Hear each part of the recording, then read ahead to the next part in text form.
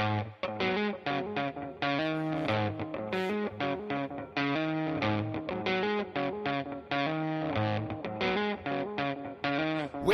to the Dirty Sports Podcast. I said welcome to the Dirty Sports Podcast with Andy, Ruther, and Praino. Welcome to the Dirty Sports Podcast. Welcome to the Dirty Sports Podcast. I'm your host, Andy Ruther, coming to you live from Cincinnati, Ohio, with my co-host from Los Angeles, California, Joey No Chill Praino. Hello, Andy. Good morning. Morning. See you repping the Miller Lite. That's right. Repping the brand. Is that a baseball shirt? It's a football shirt. I mean, That's a football. Okay. Yeah, it's a football. And it's got like old It has school. a football on football it. stripes on it. Yeah, I was like, do you mean? Jesus. Wasn't sure what you meant. I don't you know said what that. I mean. Yeah, it's a football shirt, Andy. I want to get something out of the gate. I just told you before we hop into sports. You went full MLK Jr. in the run up. You were like, I had a dream, and I was like, what? I did. I had a dream. Not that type of dream, but an anxiety-filled dream. So I had a dream. We are getting ready. Like, I'm prepping to do stand-up comedy for the 1,000th.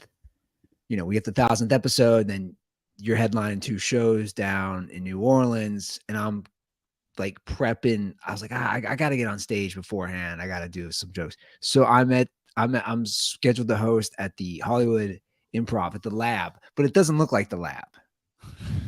I have a joke about this. So it's like the Lab, but it's not the Lab. And like you're there, and you're like, yeah, man, just host. Like that'll be good. Just get your feet wet, and then suddenly it basically looks like a bar, kind of like how the Lab is at the Hollywood Improv. Anyway, I'm about to go on, and I'm like, I don't have any jokes. And they're like, show's going to start. I'm like, I don't have anything, like nothing. It's a very common dream, right? Very common dream that you're about to do something and that you're not, and that you don't have what you need. You don't have your notes. You can't tie your shoes. You don't have your books. You don't have your school schedule, whatever. So I got nothing, and I have so much anxiety. And Brittany's actually there too. She's never seen me perform. So I'm like freaking out. The show is about to start.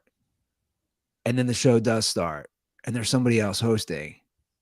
And I'm sitting there, and I'm like, what is happening? And I realize I was in the wrong room. They have like, it's kind of like the comedy. And now you try to run to the other room, but you're running really slow. Yeah, so I run upstairs into the other room. And Brittany's actually sitting there, and you're there too. You're like, where you been, bro? Like, where are you at, dude? This thing's about to start. Like, they're about to close the door. And I'm like, I still don't have any material. And you're like, I'm about to put Magid in a helmet full of nachos on stage because I couldn't find you. You're like, you better figure it out. You're about to go on stage. And I'm like, shit, I got nothing to talk about. And I had anxiety. Like, they're going to boo me. They're just going to stare at me. And I had a quick thought like, I'll talk about something about being a dad. And then I woke up, and no lie. And then you got on stage and you're like, anybody else here ever had Taco Bell? And then you woke up in a cold sweat. No, but part of it that I failed to mention was I was freaking out because we were like, who's watching Isla? Who's watching Isla? Who's watching Isla? We're both here. And then I woke up, and I was freaking out. And I ran over. Just in the green room smoking weed with Craig Robinson. I ran over because the baby monitor's on Brittany's side. I ran over and I'm like, is she here? Okay, she's here. Amazing, guys. This is why you got to come to the 1000th episode in Comedy House New Orleans in December, because Andy Ruther, we're 2 months out, 2+ months out. Andy Ruther's already got stage anxiety. It's unbelievable. Love it. Well, I think because lately I've actually been writing some notes to start writing again. I think that's why. But yeah. Now, when's the last time you did stand up? It was either March 12th or March 13th, 2020. Wow. So it'll be basically 3.5, almost closer to 4 years when you get on stage. I mean, safe to say it's going to be a disaster. If there's one thing Dodgers and Braves fans have taught me, it's that anything more than 5 days off, you just you lose your ability to do anything. To walk. So forget it. It's 4 years off. Ruther's just going to return to stage. The Dodgers can't take 4 days off. And it's like, what sport do we play? Does it go in the hoop? And they're like, that's basketball. You are a baseball team. Wait, so there's a racket? It's a bat. It's called a bat. You play baseball. I mean, how was I supposed to make it 2/3 of a week and still remember how to do the thing I've been doing my whole life? It is crazy, the excuses. Like, people are doing deep dives. So, like, I saw Dallas Braden, and he was breaking down how many between All-Star break and then afterwards, and then going through the Dodgers' whole season. They didn't have 5 days off. And I'm just thinking, you can't use that as an excuse, because also, how many days off did the Astros have? The same fucking amount, dude. Yeah, that's what I thought. So I want to tackle this right out of the gate, because obviously the Astros, they won their division. They got a bye. They beat the Twins. They've moved on. Wasn't a close series. Shocking. The Astros felt it helped them to be able to line up their pitching precisely as they wanted, go into a series against a team that just had to come off playing games with their number one, going against whatever.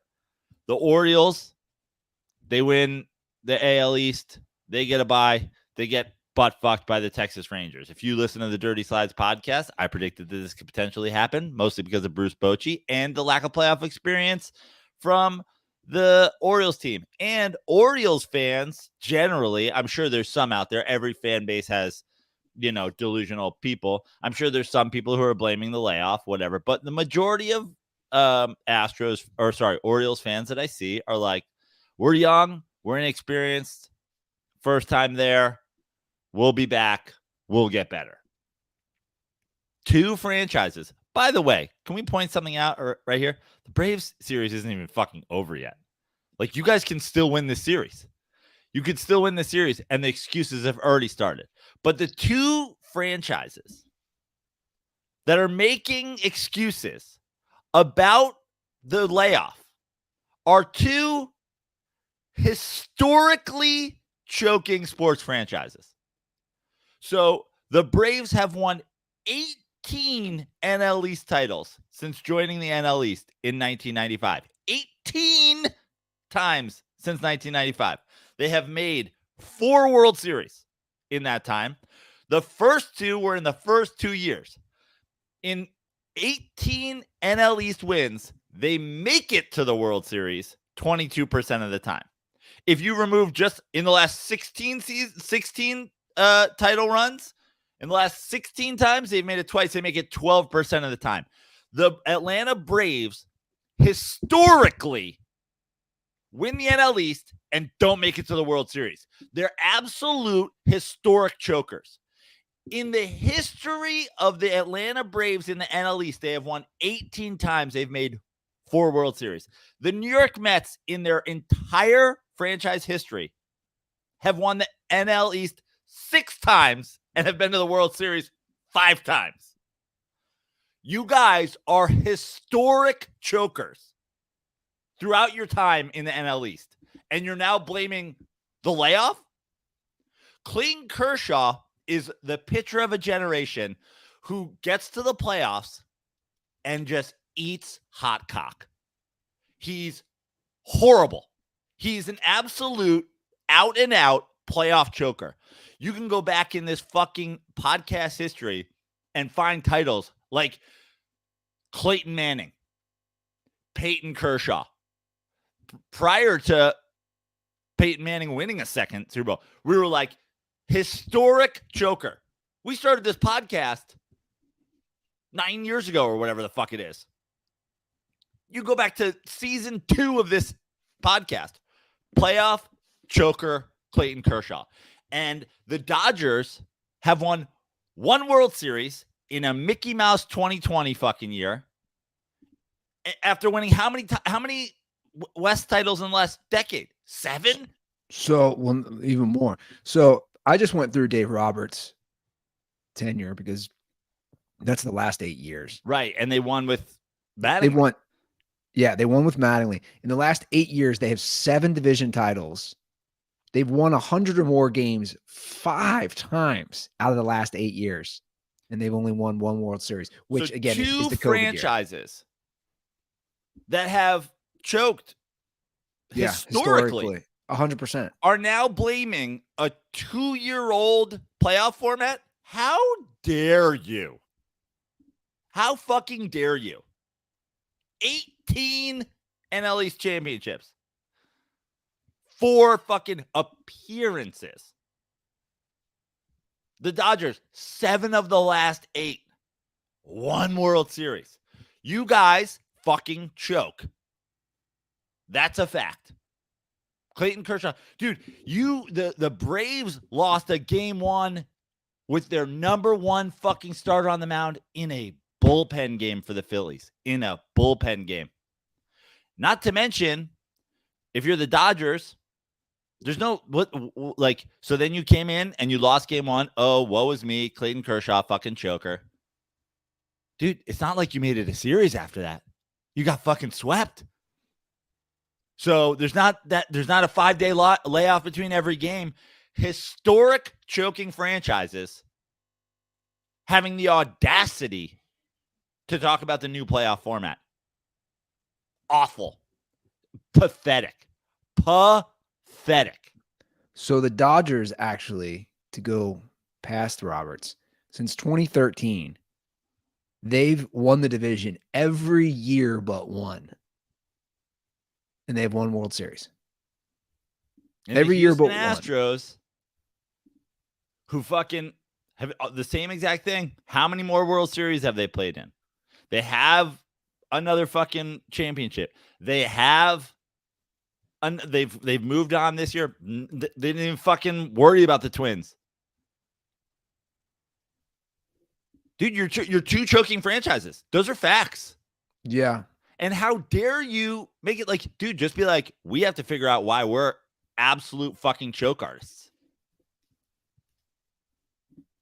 The Braves have never appeared in a World Series out of the wild card round, out of wild card position.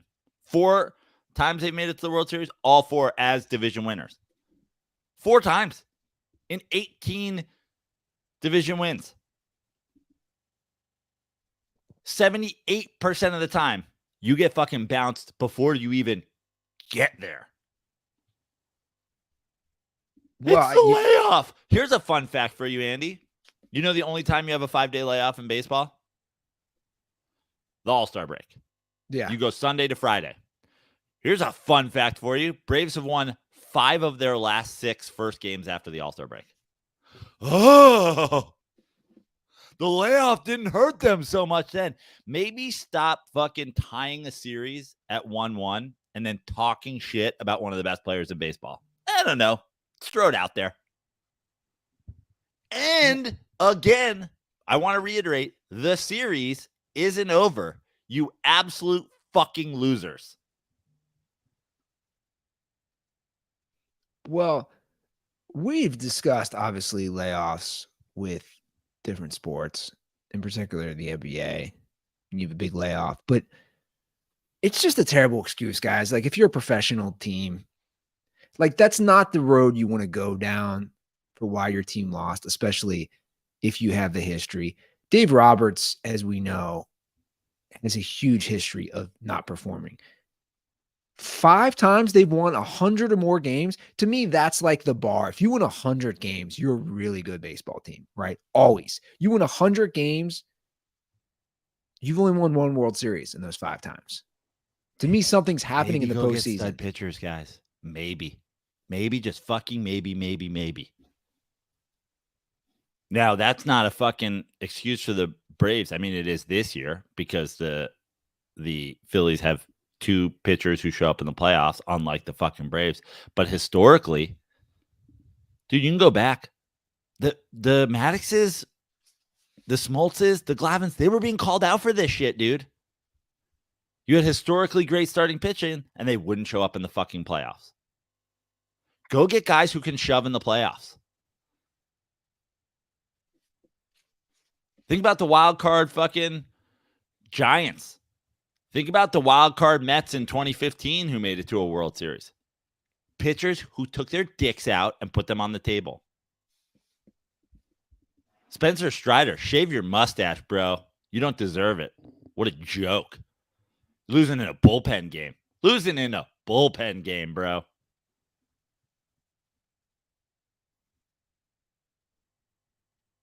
Do you think there's any indication of Roberts being on any sort of hot seat? What's happening in baseball these days is it's analytics over everything. Bruce Bochy is proof why you shouldn't fucking do that. You need a guy who has so much experience that you give him the analytics, you tell him what the computer says, and you let him make his own decisions. The Los Angeles Dodgers are committed to the computer making the call, and Dave Roberts only has the job because he said he will do that. And a lot of Major League Baseball managers who are young and inexperienced only have the job because they agreed to do that. It's everything that's wrong with baseball. It's everything that's wrong with some of these 3rd and 4th down calls and kicks and not kicks in football. Why have a manager? What do you need a manager for? Yeah, it's true. Ask Siri what you should do in any given situation. Why have a manager? The manager, a good manager. I mean, yes, the Texas Rangers spent a lot of money the last couple of years on free agents. First of all, Jacob deGrom got hurt immediately to start the year. Max Scherzer, also from the Mets, traded out, not even fucking playing. So, but they've spent a lot of money to be better. But last year wasn't the year it took. It was this year. What's the difference? Oh, we have a fucking competent manager who can manage his way out of a fucking paper bag come postseason. But I know the Dodgers, again, historically are not winning World Series. But this is a surprise, right? Just getting absolutely swept by a division rival. In some blowouts, too. Would they give up four bombs yesterday in 1 inning? A playoff record, correct? Starting pitching, dude. Have some. Obviously, they had issues. They had Urias this year. They have the whole, but you're the Dodgers. Yeah, money's not an issue. Well, it's basically the argument of quarterback come NFL playoffs, right? That's the comparison. If you don't have a quarterback, you're not winning playoffs. But also the other thing is it goes back to the same thing. The pitching lines up for you because you have the break. So you can pitch guys however the fuck you want. But if you don't have the pitching to line up, who gives a shit? Well, and did Clayton Kershaw, did he pitch game 1? Yeah. Yeah, he just has a bad postseason. I mean, damn. He's 13-13 with a 4.49 ERA.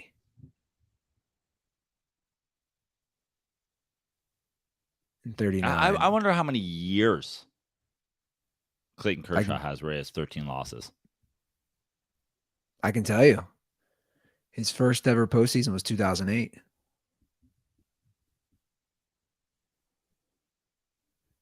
And he had a really rough start. You look at his postseason stats through his first 1, 2, 3, 4, 5 postseasons. They're not good, man. No shit. And I think that's obviously mental. And there is a clutch factor, right? And we thought the irony is we're talking analytics. Analytics can't factor that in. There's a mindset, there's a psychological aspect. You can't factor that in. Analytics can't compute, hey man, he has been pretty shitty throughout his career in the postseason. That's in his head, clearly. But the analytics won't factor that in. They're going to say analytics say he should start game 1. So I don't know. But using an excuse of 5 days, that's pretty piss poor. On any sport. I love, by the way, that no fucking, it's never 2 weeks off before the Super Bowl. The NBA is working year in and year out to ban the ability for players to take games off. Baseball in the middle of the year is like, we should give you guys a break. Season's too long. And only come baseball postseason time. And only the 2 teams that choked before this was even a thing with regularity. It's pathetic. It's the saddest fucking whimpering. The Braves haven't even lost yet, dude. They're already crying. Yeah, you do never hear about the Super Bowl. I never thought about that. No one's ever been like, man, we had to have a week off. Man, our offense would have been so much better against the Seahawks in that Super Bowl. We were just clicking if we didn't have 2 weeks off. If we had guys a little bit more banged up. Yeah. Why have rest for my arm, my body? It's pretty pathetic. That's what it is, man. It's just pathetic. It's a shitty excuse. They've devalued the regular season. There's no reason to win the division anymore. Crybaby bitch. If you've ever tweeted that. Well, it's like it's almost like the generation we live in, or the age we live in, I should say. It's just making an excuse. When again, it all boils down to you got to perform in the postseason. And it's the same thing. Dude, I mean, I remember a couple of years ago when we were fucking, I think we did Punch Drunk one time. And this is not me taking a shot at Triple E, because all the fans of all the teams do this. Like, we have more back-to-backs this year than any team in basketball. Okay, so you want days off or you don't want days? I'm at a loss here. Well, we don't want to play games every day, but we don't want 2 days off or 3 days. That's a lot. The perfect amount of days off would be great for us. You're a fucking bitch. Okay, it's devalued the division. Then don't win the fucking division. Guess what, Braves? Maybe you're better off not winning the division because you won it 18 times and you have 2 World Series titles to fucking show for it. Maybe don't win the division. Maybe work on being a wild card. Because the division ain't it. Because Bryce Harper shoves his cock down your throat. Lots of cock talk in this episode. Because they're fucking. That's what they're choking on. What's the difference in a hot cock and a cold cock? Cold cock's at least palatable, right? Take a medium cock. Meanwhile, hot cock. Philly's like, our cocks are hot. We played all last week. Dodgers like, oh, we had the week off. Our mouths are cold. Well, and then you got players, right? Then you got players who play well in the postseason. The opposite, right? Like Castellanos is pretty good in the postseason, right? He said that last year. And he said that last year. He was like, I don't lock in until the postseason. He's like, season's long. I don't lock. It's 162 games. I don't lock into the postseason. Clayton Kershaw is like, I can't see in the postseason. I need glasses. Everybody fucking loves to do it. Mr. October, Mr. November. This is why Jeter should go to the fucking, this is why Jeter's 100%. But then when But then when the Braves and the Dodgers regularly choke, it's, well, we had to have extra rest. Like they're like they try to take batting practice in their days off, and there was armed security being like, "You're not allowed to practice, you dumb bitches. Get out of here." The Braves, we're gonna play simulated games. So fucking play simulated games. You psyched yourself out. We're gonna play simulated games because we're afraid of the days off. Now you made excuses before the fucking series started, dude. You think that's good for your fucking team mentality? This is going to be bad. It's going to be really tough for us. So Astros are like, we love days off. We rest. You come in. We smack the shit out of you. We go on to the ALCS for the 7th time. You know, my thing on the days off is if you have a good coach or a manager in this situation, he gets the players prepared, right? Like the irony is, I was just looking at a stat, kind of a preview for our NFL picks. I just looked at one. They was about coaches on the bye week. Again, days off. I think Pete Carroll is, I don't know if this will change your pick, but whatever. I think Pete Carroll had said is 16-8 against the spread after a bye week playing in the East time zone. So the argument is like, right? Oh, wait, time off doesn't make them worse. It makes them better. Andy Reid's great after a bye. Belichick had a great record after the bye. So maybe, just maybe, here's the thought. Dave Roberts is a shitty manager and he can't get his players prepared after the quote unquote bye or days off. And how many years have I been saying this about the fucking, how many years have we been saying this about Dave Roberts? The whole show. Yeah, nothing's changed.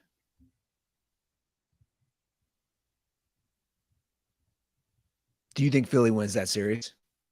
Probably, yeah. But what's even sadder, again, as I repeated, it's not fucking over. But yeah, I mean, I think Philly probably does win that series. And then what? Where's the excuse now? Who's or we're locked into are we locked into a fucking, it's Astros and Rangers. So the Rangers have had more days off now, and the Diamondbacks will have more days off. So are we locked into an Astros Phillies World Series after this? Why are we playing them?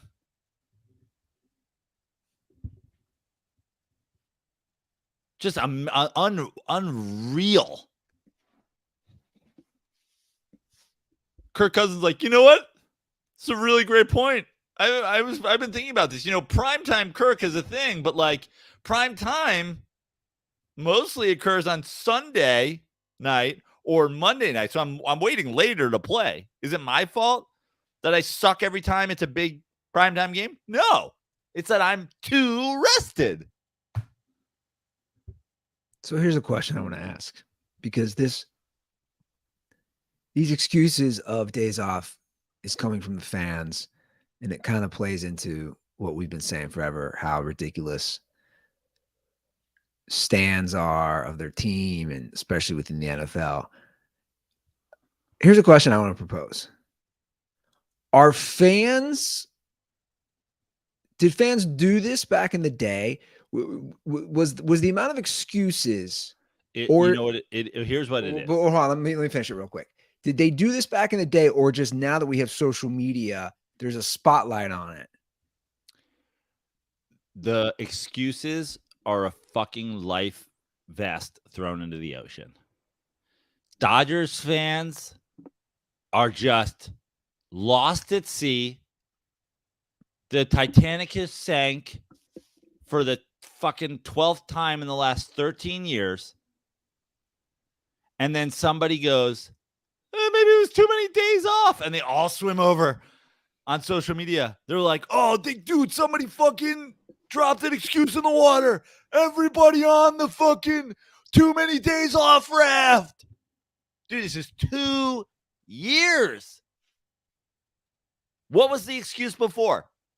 Not enough days off for fucking Clayton Kershaw? 2 years. The fucking Braves have been in the NL East dominating it for almost 30 years now. 28 fucking seasons since they joined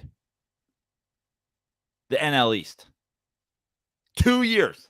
So if we're gonna rank this is just an excuse that's thrown in the water. It's blood in the water, and they're all just fucking sharks to the, oh my God, I didn't think of that. This is what we can use. Meanwhile, just take your fucking L, dude. No, but the more I was thinking about it as we had this conversation, of all the fan excuses, number one's probably the refs or the umps or whatever. Yeah. Right. But if we were going to rank fan excuses of why their team lost, this one might be my top that I've ever heard. Like, right, of all the excuses, you could blame your coach, the play calling, the umps, whatever.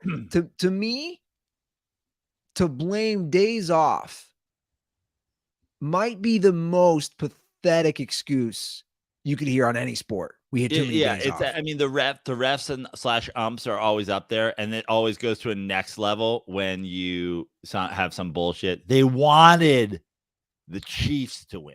The conspiracy, yeah. That's why they didn't call that hold the whole game, because the last time Philly won, it was the fans were too excited. We can't have that. We need a dynasty. If the Chiefs don't win this year, then Kelsey can't be the new face of State Farm and push the vaccine. So we need them to win this year. That's why they called the hold. So the conspiracy ump ref thing, then just maybe ump refs in general. And then, yeah, this has got to be up there. But that's my point. I think this is too much worst. time off. Not too much time off. This is the worst. And this is way worse than, because the ump thing, that's objective, right? When you're watching games, people are going to have different opinions. The conspiracy thing, some conspiracies could be plausible, but the time off is, in my opinion, the most pathetic excuse you could use why your team lost. You had too many days. You had too many days to heal. You had too many days to get your body right.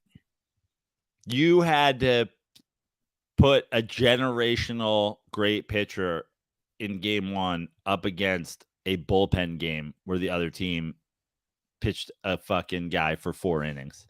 So look, and not that I'm a pro athlete, we all know that, not even close, but I'll put something from my past into perspective.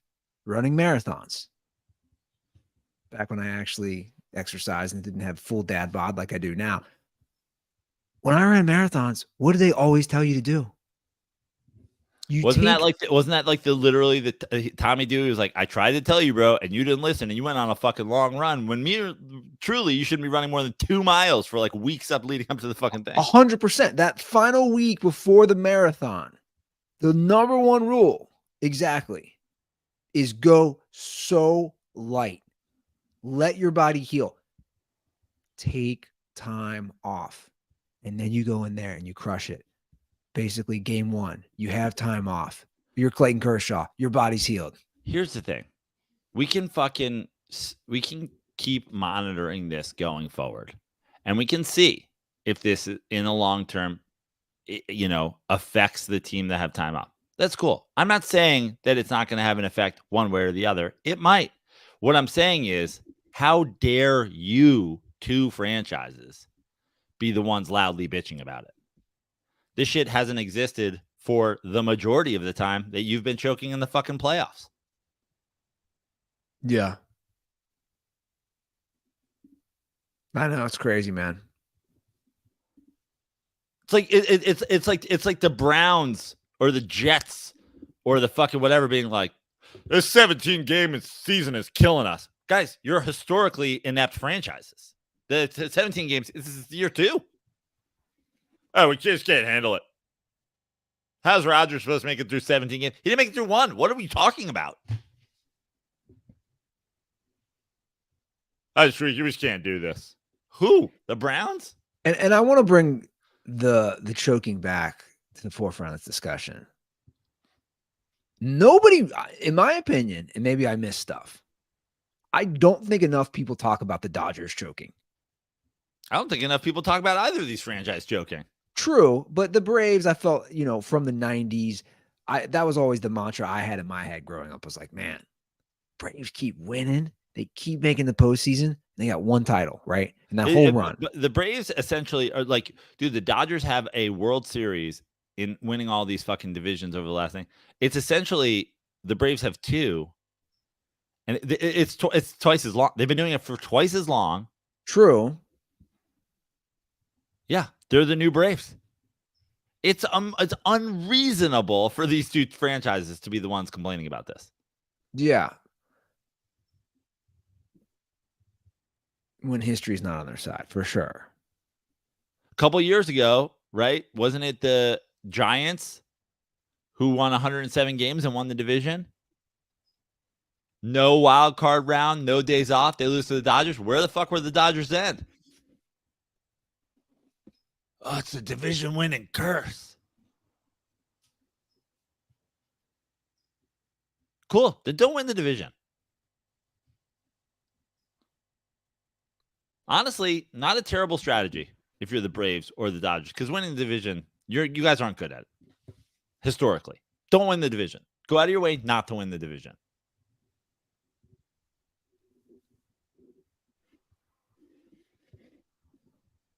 Well, we will see this discussion again come football season, because it happens, right? The team that's playing well gets the number 1 seed is going to get the bye. And you've heard that before, but I'll just say this. I know it's just 1 year. The 2 teams that played last year in the Super Bowl both had a week off. Right. So it doesn't, again, to me, it comes down to who's in charge. It doesn't seem to ever affect the Chiefs on their buys or their playoff bye weeks, because Andy Reid gets the troops prepared. And if you're a good coach or a good manager, you're going to strategize. You have even more time. Dude, you know Andy Reid's record after the bye? It's insane. It's a whole fucking thing. Yeah. It's a great stat. That's always a great stat for me with football coaches. How are they after the bye? How are they after an extra week of preparation, an extra week to dial in? Are they fucking around or are they working? We're going to talk about it tonight. Every week we talk about it when we pick games. Thursday night, short week to prep. Go the under. Take the underdog. Go the blah, blah, blah, blah, blah. It's never, these games are never as crisp as they're supposed to. Meanwhile, the Braves are like, we just want to play on Thursday night. Give us a Thursday night game. We can't. If we sit around in our hotel room and think about the fact that we might choke again, we're just going to choke again. We don't need the time to think about it. That's funny. The Braves and the Dodgers, you know who they are? They're the guy on a basketball team where the fucking ball swings around and suddenly they're just standing at the 3-point line, wide open, no one near them. And instead of just pulling the trigger, they take a little dribble, set up, they line it up nicely, and they fucking airball it. Just shoot the ball, guys. Yeah. Just be athletes. There's no catch and shoot. I know, man. Well, we'll watch it play out. If you, and I doubt they will. My favorite thing in the world to drink, Andy, as you know, is Miller Lite. It's not even close. It's a runaway gold medal winner, but silver medal is easily the tears of fucking delusional crybaby fan bases. And they're everywhere now. It's too bad. I don't say his name anymore, but it's too bad. Intern who shall not be named has blocked me on Twitter. I'd love to see. I bet anything it's in there. I bet anything it's refs. I bet anything it's time off. I bet anything. Probably. Well, if you have a different opinion, and I doubt you'll call because we just spent 40 minutes talking about this. If you want to use the time off, or if you want to bring some statistical analysis, give us a ring. 310-359-8365. And just remember that it's really hard to bring statistical analysis when the sample size is 2 seasons. Sure. Now, conversely, as just to reiterate, we are open. Please make your call, but just know that you have a sample size of 2 for extra time off in the wild card, and you have a sample size of 28 for choking Brave seasons. You have a sample size of 13 choking Dodger seasons, or whatever the fuck it is.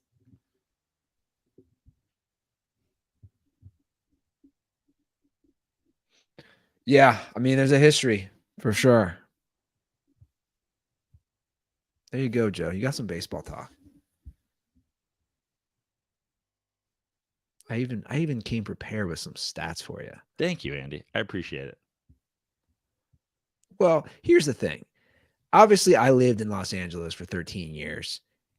Went to my fair share of Dodger playoff games. Yeah. Always a great atmosphere. But you know what else?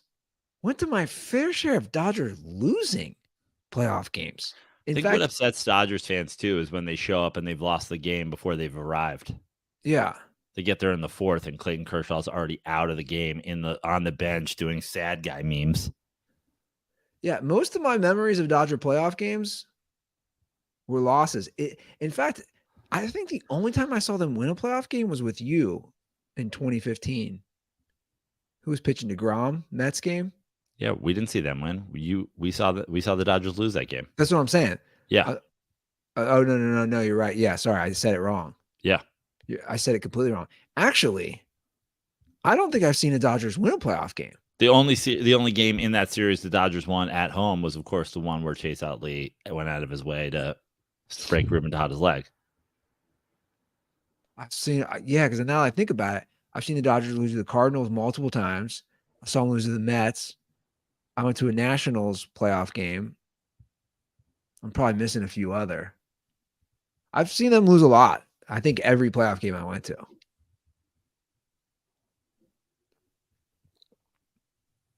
Well, Dodger fans, Mets fans, Braves fans, you can take those tears and wash it down with the cold Miller Lite. I'm gonna intro it that way. Just say, look, you have a Miller Lite there, give you a little pick me up, and also you have all football season. To all my sports fans out there, whether you're watching baseball or not, make Miller Lite the official beer for your football season, whether that's pro or college, high school. I don't really care. I'm just going to say this, right? I'm going to say this clear as I can say it, Andy. You cannot get a Miller Lite at Dodger Stadium. Just going to leave that right there. Yeah. The sample size for that, large. It's been a long time since you could get a Miller Lite. Not just the last couple seasons.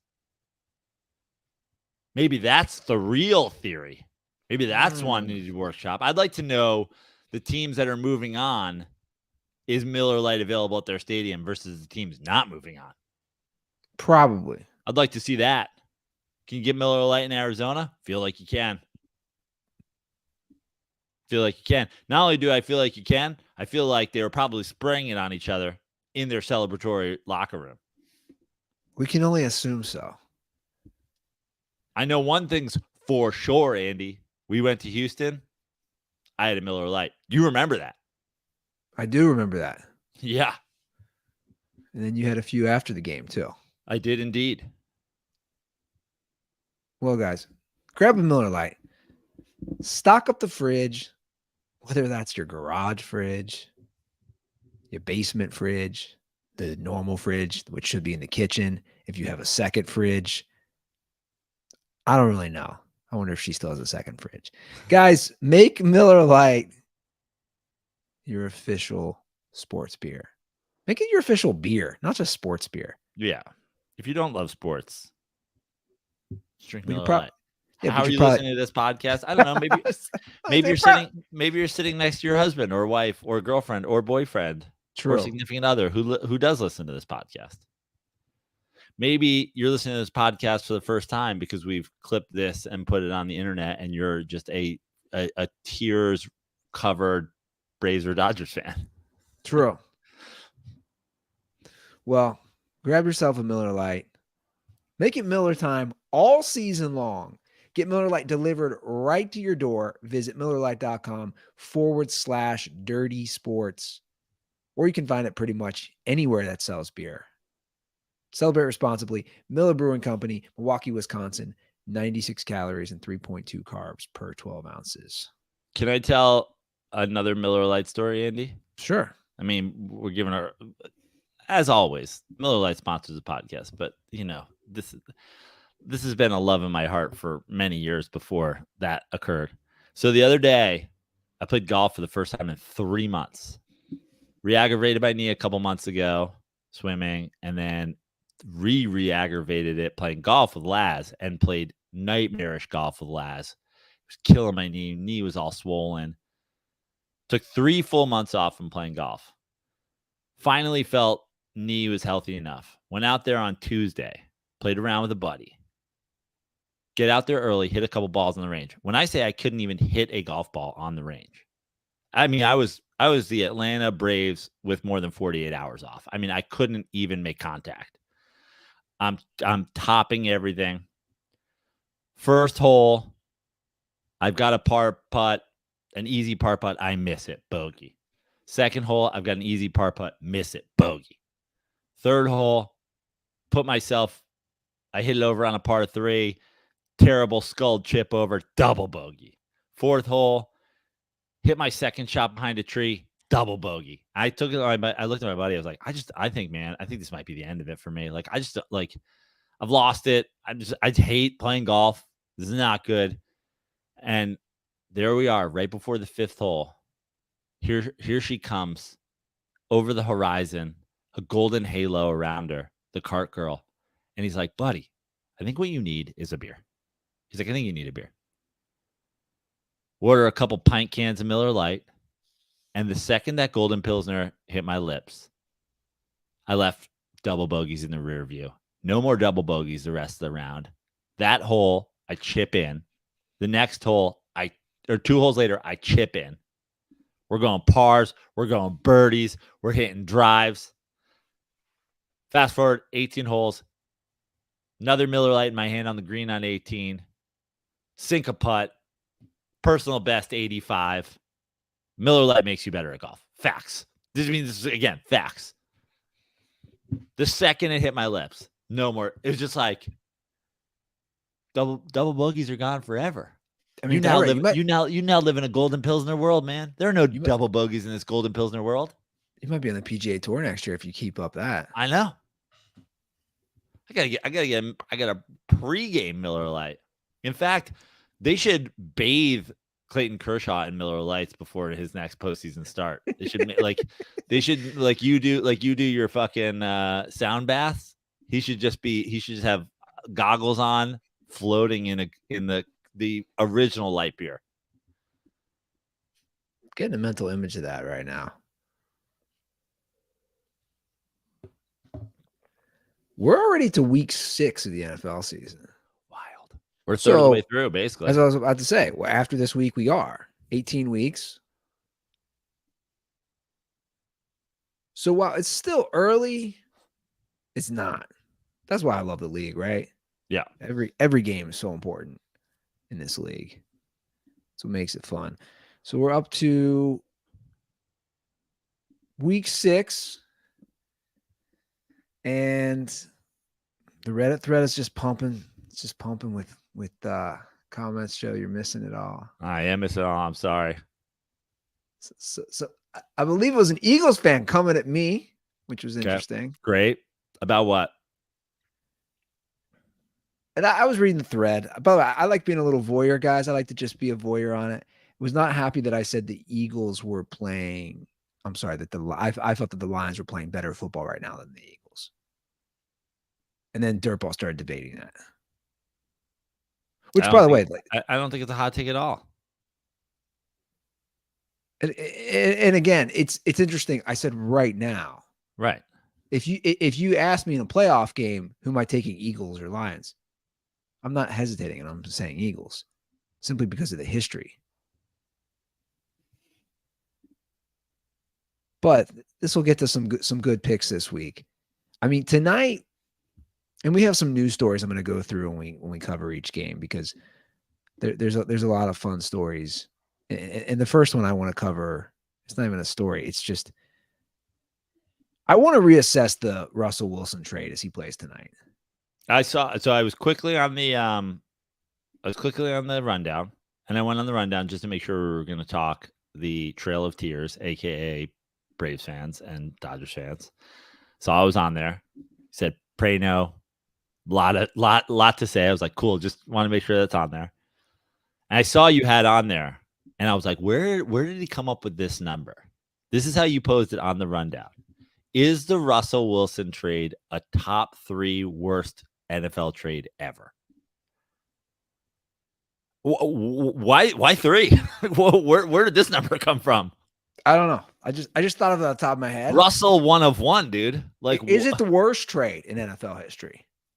What? Like, what's the other? I don't know. That's what I'm asking. I didn't have time to like research. I was just thinking as I was looking ahead to tonight's game, because that's the Thursday night game, right? And they're going against the Chiefs on the road. Good luck. Is there a worse trade? I mean, so. but can we recap it though real quick? Sure. The Broncos get Russell Wilson and a 4th round pick of a D lineman who I can't pronounce his name. Don't know who you are. Not going to work anymore. Yeah. Not going to work here anymore. The Seahawks get Drew Lock, defensive tackle Shelby Harris, tight end Noah Fant, a 2022 first round pick, a 2022 second round pick, a 2022 5th round pick, a 2023 first round pick, a 2022 second round pick.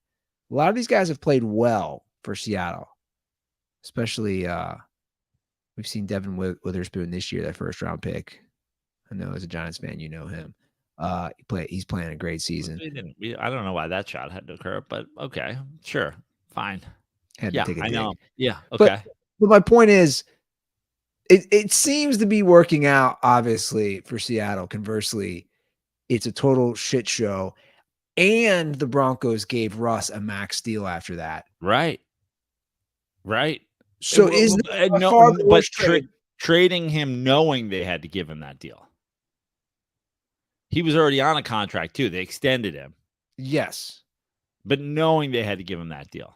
But my question is, everybody talks about the Herschel Walker trade. The Herschel Walker trade was a good trade for the Cowboys. You can't really argue it was like a bad trade on the other side per se. For the Vikings. You can't say, oh, like this is what undid the Vikings. It's like the Cowboys took that and turned it into something. But it's not like the Vikings were this team on the precipice and then them adding Herschel Walker. Russell Wilson, the Broncos adding Russell Wilson made them worse because they also added his money and they also lost players in the deal. I mean, but that Herschel Walker trade turned into Emmitt Smith, Russell Maryland, Kevin Smith, and Darren Woodson. That's insane. Yeah, that's insane. But those weren't they weren't like I don't even consider the guys and what their careers have or have not become from the Russell Wilson deal yet. I'm just talking about the adding of the finances and the adding of him as at quarterback. It brought hype. It brought attention. It's now brought to a coaching change in back-to-back years.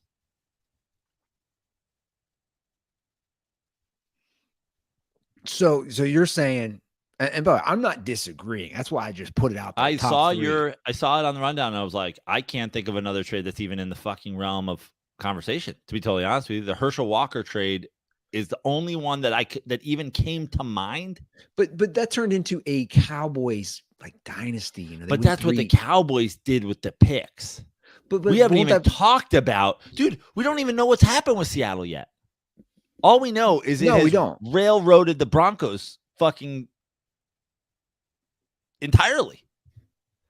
No, so that's not even a factor yet. Yeah.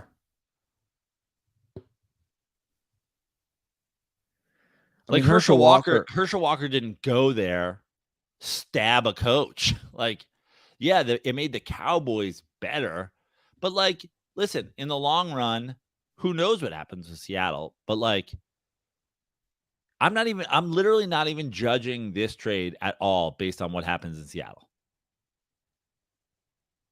You gave up draft picks to acquire Russell Wilson and his money.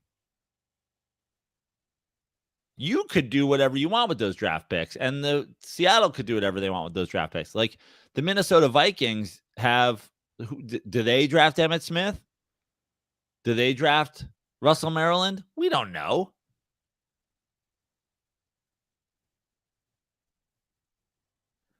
Yeah, I don't know. It's just it's interesting. It's I mean, it's obviously a terrible trade how it's worked out for Denver.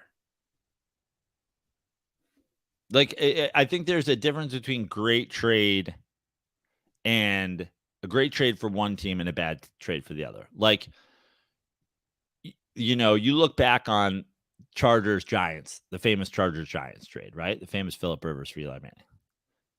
It couldn't have worked out better for the Giants, right? It could not have, like, there's no way that it could have literally, unless Plax doesn't shoot himself and the Giants have a third Super Bowl, like, it couldn't have worked out better. Does that mean it was a terrible trade for the Chargers? Well, he wasn't going to play there. And they got their own Hall of Fame quarterback, and they got Merriman, and they got, you know, Nate Kading, and they got this guy, and they got whatever. It's like, just because it worked out great for the Giants doesn't mean it was a horrific trade for the Chargers. That trade worked out great for the Cowboys. Was it a horrific trade for the Vikings? Man, I don't know.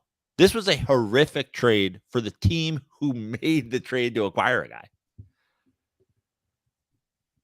Yeah, fair point. So, Mr. Completely Limited, Russell Wilson is 10.5-point favorites with his, underdogs with his Broncos. Broncos country. Let's lose. It's in Arrowhead. I probably know what you're going to say. Trailers, 10.5, more like 10 million. I'm taking them. I didn't see the decimal point. I thought it was 105. I'm taking the taking the Chiefs by 106 or more. It's a trailer. It's a trailer Swelsey game. How can you not? How can you not? But like, is there any chance the Broncos cover? The Broncos played them close last year, twice, I think. Like, is there any chance the Broncos? Yeah, of course there's a chance. It's a Thursday night game, short week. Everybody but the Braves and the Dodgers does not want to play in a short week. It's a short week. Andy Reid, more time to prepare? What about less time to prepare? It's like, yeah, of course there's a chance. I mean, Vegas doesn't miss these nights. It's not going to be a 40-point game, you know? But at the same time, the historically bad defense, which we can talk about when it comes to Russell Wilson, we can talk about when we get to the Kirk Cousins news, we can talk about all these fucking things, but it's like, is Russell that bad? The fucking defense. Well, what about the guys you gave up in the fucking trade for Russell Wilson? What about the fucking draft picks you gave up? What about the money that you didn't have to spend on defensive players? What about the fucking getting an offensive-minded coach just to try to fix Russell Wilson? Yeah, the defense is bad, and it's directly tied, maybe not fully tied, but directly tied to the fucking Russell Wilson trade. Historically bad defense. I know. Also, saying historically bad is kind of offensive, but very bad defense. Home game. Trailer Swelsey in the building. I'll take the Chiefs to cover. Okay, so we have some news before we get to the next game. I'm actually pretty surprised by this. And thank you to Dirtball Will who posted it. I wouldn't have seen it for this show in YouTube. Did you see this? It just came out that Pat McAfee pays Aaron Rodgers millions for these interviews. Millions. McAfee confirmed with the New York Post via DM, Aaron has made over $1 million with us for sure. I am shocked by this. Maybe I'm not. Am I that naive? You know, I'm shocked. And I know it's not the same. Like when I was in radio, everybody came on the show for free, from small guest to big guest, because they were always promoting a movie or an album or a comedy special. Everybody came on for free. And I know for a fact, all those late night talk shows, it's the same thing. You basically go on for free. Of course. And it really felt like, and I'm not going to, despite me not being on Reddit anymore, I'm not going to go down to all this fucking bullshit because I know we have a lot of triggered fans out there. But it really felt like, topics aside, that the whole point of Aaron Rodgers had opinions he wanted to get out to the masses. It really felt like he wanted to take control of the narrative around him, whether it be regarding the trade, the Jets, all the other fucking things, the darkness, the ayahuasca, any other drugs he was or was not taking. Really felt like Aaron Rodgers wanted to have a place to have a voice. Listen, you just talked about things coming on the radio. I used to be a journalist. I went to journalism school. I worked for the mass media. I know that's a dirty word these days too. I worked for a mass media corporation. Paying people for interviews is generally considered to be not good journalistic integrity because it compromises what people are going to say. 100%. So real quick before you go on, I'm just reading this New York Post article, and it says now they do use examples, not to this degree of money. I guess Joe Torre to Joe Girardi to Aaron Boone. Oh, what guys going on the FAN? That's a whole other. That's to Eli Manning. They and Eli's confirmed that he was paid. Right. Guys that would go on WFAN.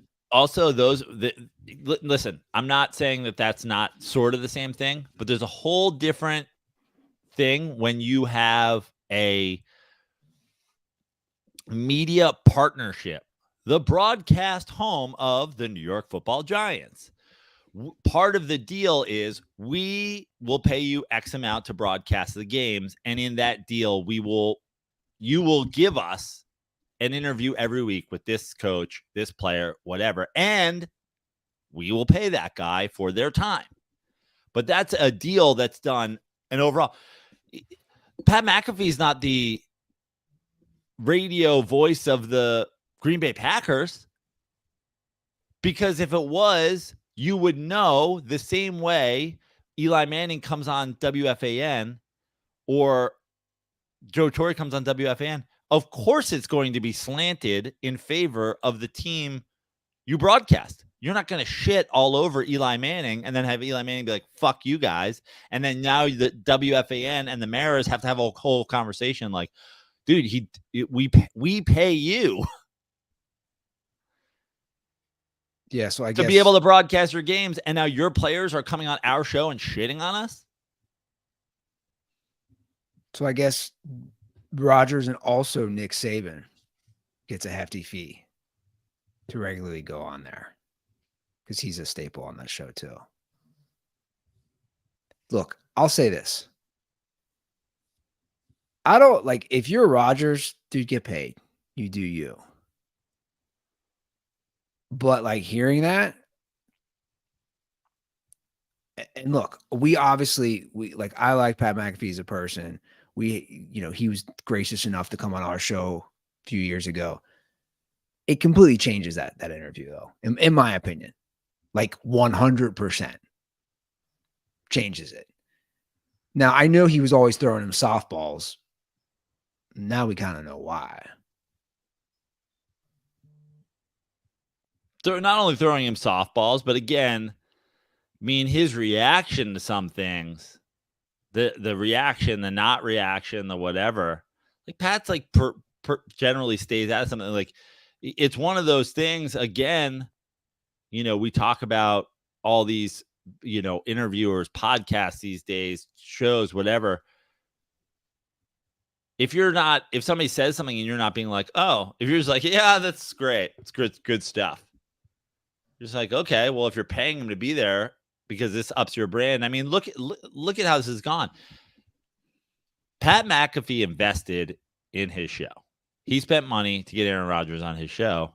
And he talks about how his valuation of his show. He talks about that in the article. I mean, we talk about the last couple of years. It's where he went and broke. He broke the Jets news. He broke that. I want to go to the Jets. Yeah. It was the Aaron Rodgers interviews. I mean, obviously McAfee was blowing up and was a big deal, but Aaron Rodgers was the first guest that he had where other news outlets were being like, this was said on the Pat McAfee show. And then suddenly Pat McAfee's on ESPN. So essentially now ESPN is paying Aaron Rodgers. Yeah. And again, I like Pat. I think he's a great person. He's authentic. I think he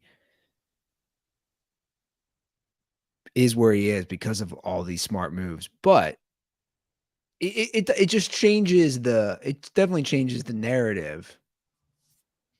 And it was a smart move. And don't get me wrong, put myself in his shoes.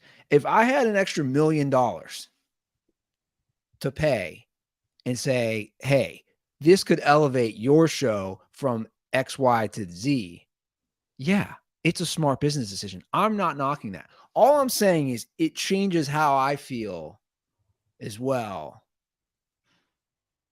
on those Aaron Rodgers Tuesdays. I don't know if it'll affect other people or how they feel. I just know, again, as someone who's done this show, who's done radio, I know it would affect me talking to somebody if I was paying them. And it'll be interesting to see if ESPN ponies up for $1 million for everybody that's going to be involved in the tag team debate. It'll be fun to see. Well, and that's my thing. It's like he,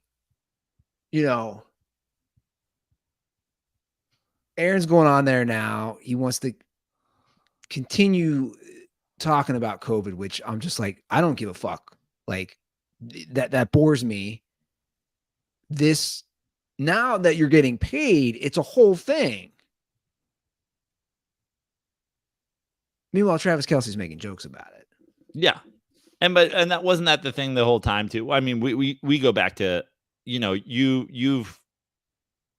I think for the pushback that you've given me on some things, you also recognize some things like when you look at Aaron Rodgers, it seems like, which is crazy because he's made so much money playing football and he was a State Farm guy and whatever. It's like money seems to like, it seems like he makes a lot of decisions based on money, or it seems like he's willing to throw his integrity out the window for money, right?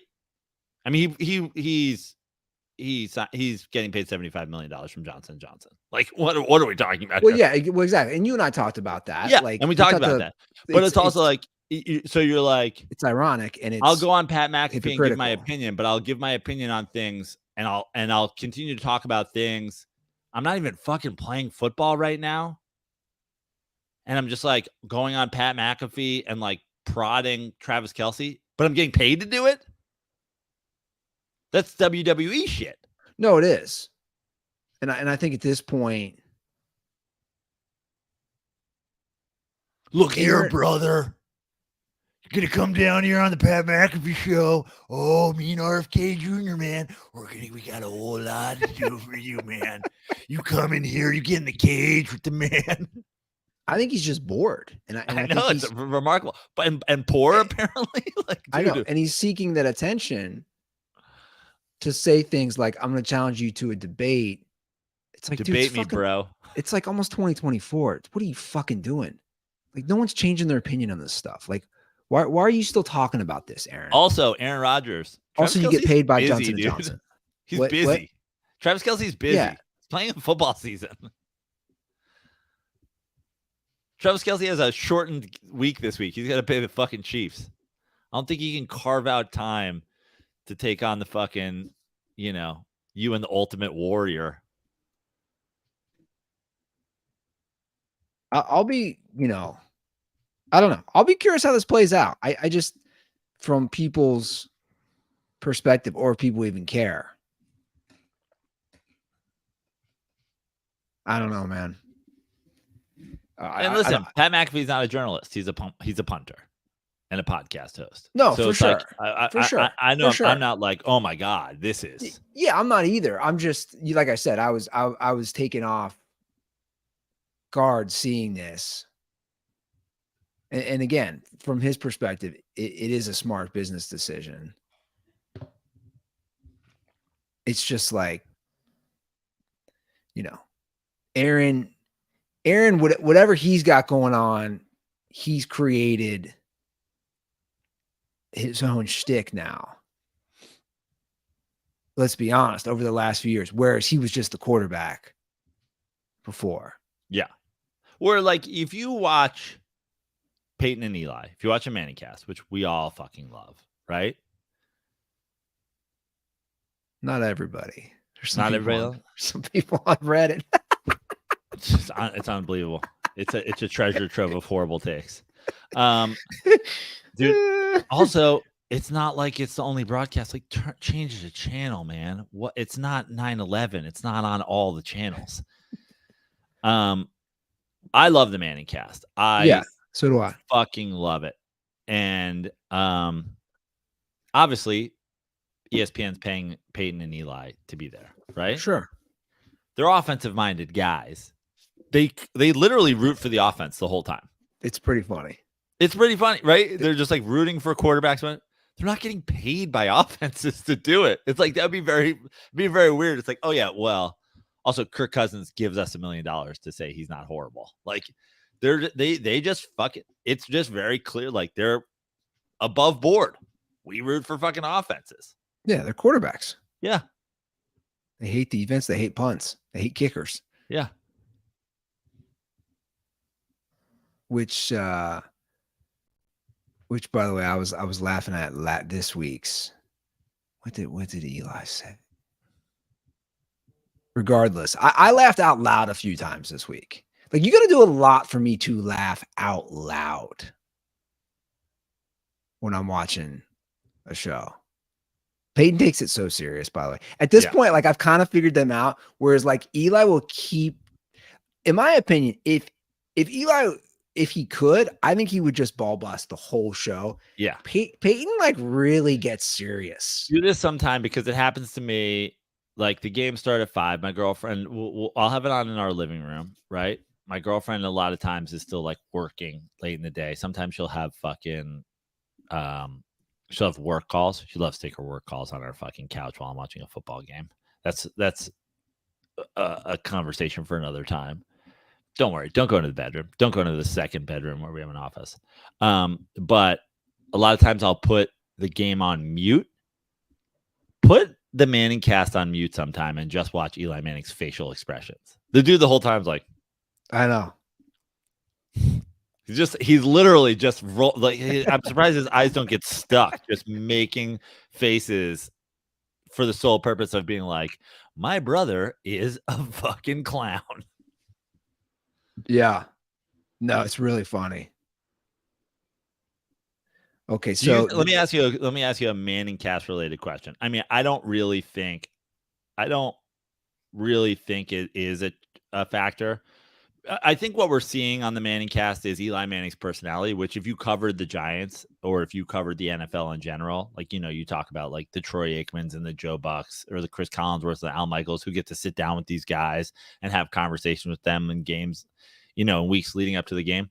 I'm sure they all think the exact same thing about Eli. Like, what a fucking hilarious and nice guy or whatever. But there is a question amongst dumb people and haters of Eli Manning's Hall of Fame resume.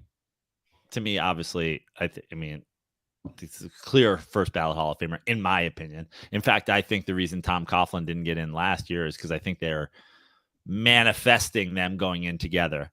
But Do you think that the Manningcast alone bumped his resume? Like, I almost feel like if he wasn't already a sure thing, like every sports writer that has a vote in this thing's like, man, he likes fucking best. You think this will be some factor in his Hall of Fame candidacy? Well, I think it's helped for sure. I mean, I didn't know the degree of his sense of humor, of his sarcasm, of his quick wit. He's a million times funnier than Peyton. Oh yeah, like he's not even close. It's a million times funnier, and I like Peyton for the record. Peyton's great, but he's a million times funnier, and he's the perfect foil. But he is.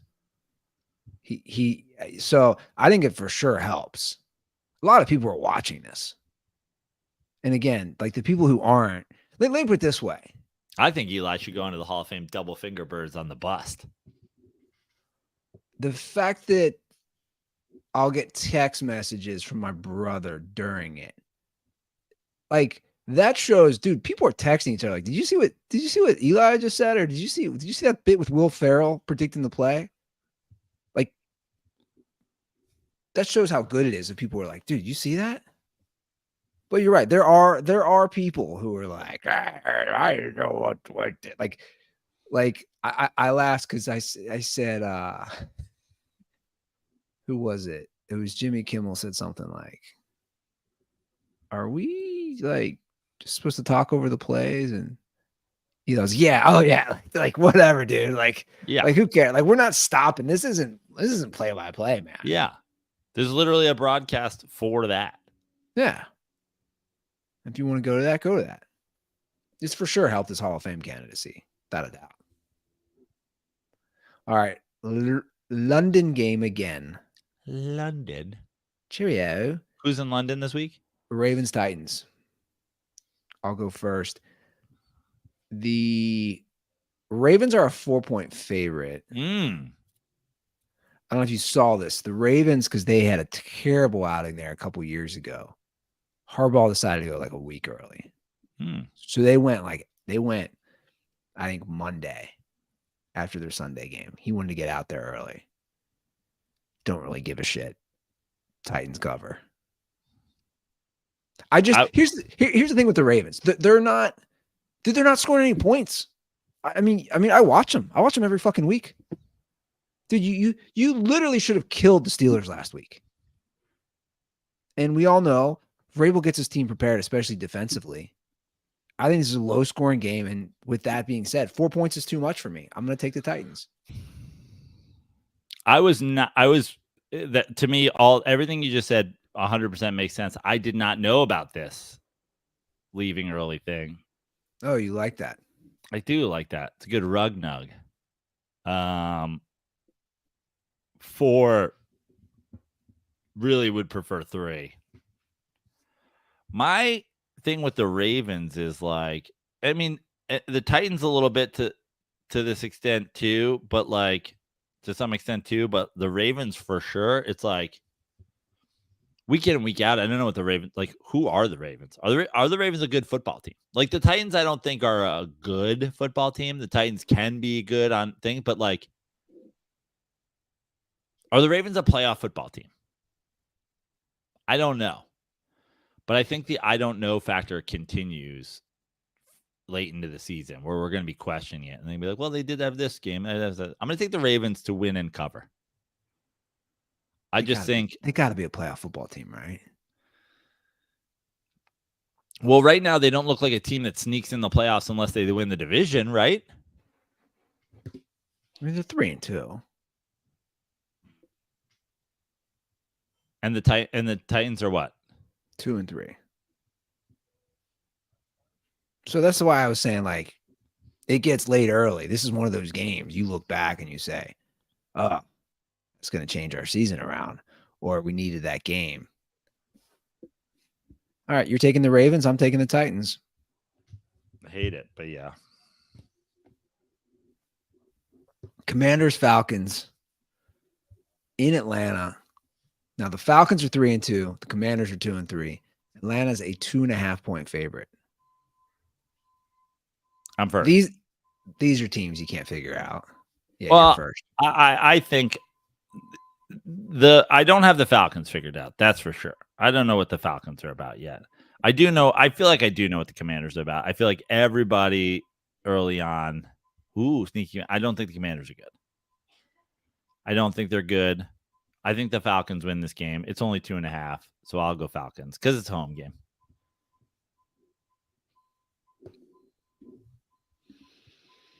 They got their ass kicked last week against the Bears, the Commanders. Sam Howell's got 6 picks already this year.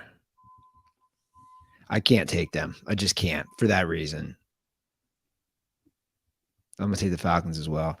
All right, moving right along. You got the 1-4 Vikes, the 1-4 Bears in Soldier Field.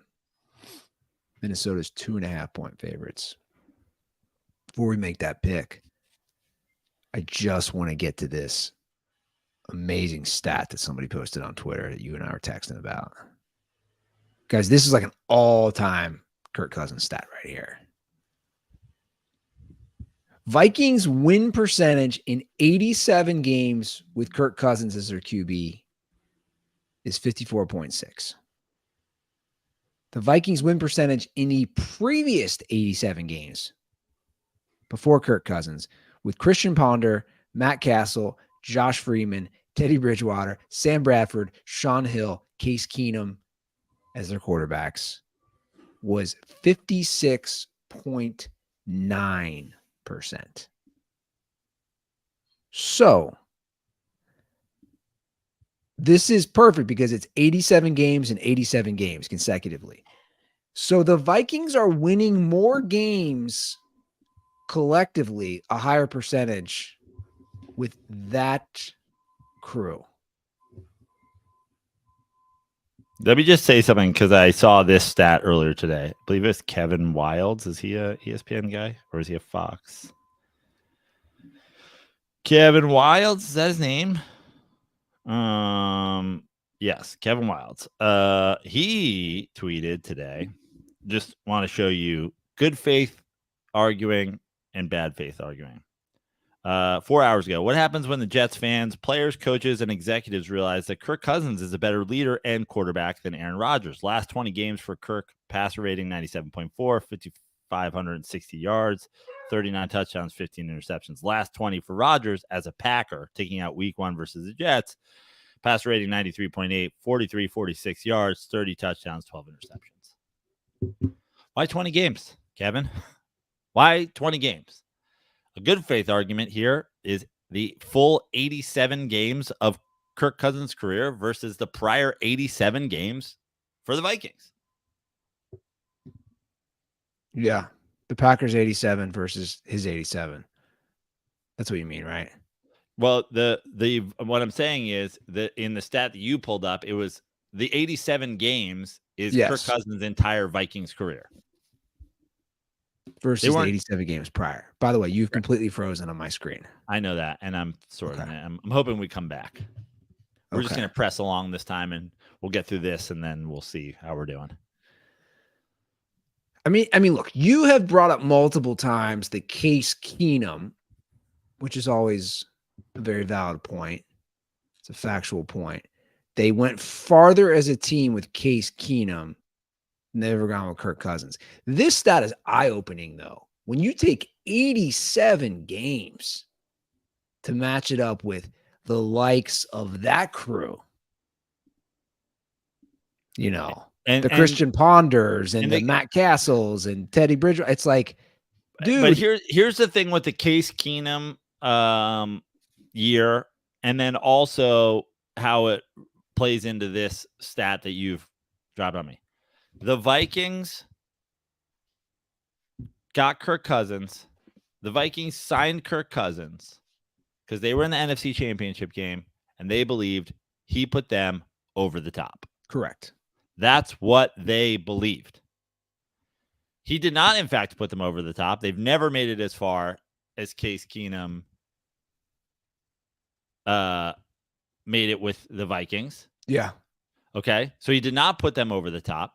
And they had if you look in the coping replies by Viking fans. The rushing hasn't been as good. The offensive line is not as good. The defense is not as good. I don't know, man. Stephon Diggs seems pretty good with the fucking Bills, but you didn't pay him because you couldn't pay him. We'll draft now. Justin Jefferson, nice draft pick replacement, no doubt about it. But that's a financial decision. Sure. Justin Jefferson's great. He's better than Stephon Diggs. But you didn't have a hole at wide receiver. But you're telling me you have holes on your defense? You're telling me you have your holes on your offensive line? Well, why don't you just pay the wide receiver you have and go out and draft a fucking superstar left tackle where you drafted Justin Jefferson? Why didn't you go and draft a superstar corner or a superstar edge rusher in the same part of the draft where you get superstar wide receivers? You already had a wide receiver core. That was not your issue. You didn't do that because you didn't want to pay him because you're already paying Kirk Cousins too much. Yeah, it eats up too much of the cap. It's not that fucking hard, guys. And the bottom line is, not only did he not put him over the top, they're worse than the 87 games prior. Yeah. To making him, at the time, the highest paid quarterback in football. You know, and again, I know we kill this every week, but you're paying him like a top-tier quarterback when he's a middle-level quarterback. That's it. And now his contract is a little bit more reasonable as compared to the other quarterbacks. But also right now, you're fucking bad, dude. You're bad. Yeah. So I'm up first, I believe. They are 2.5-point favorites in Soldier Field. It's 1:00, two bad teams. That's when Captain Kirk shines. I'm taking the Vikings to win and cover. I'm taking the Vikings to win and cover. This is the game he puts up will be it's not Kirk's fault. Oh, cool. He beat the Bears. Good talk. Yeah. Sure. Congratulations. He may be better than Sam Howell. All right, next up, we got a good one here. Good game with talk about future implications. Seahawks, Bengals. Bengals are 2.5-point favorites. I already gave you that rug nug earlier in the show.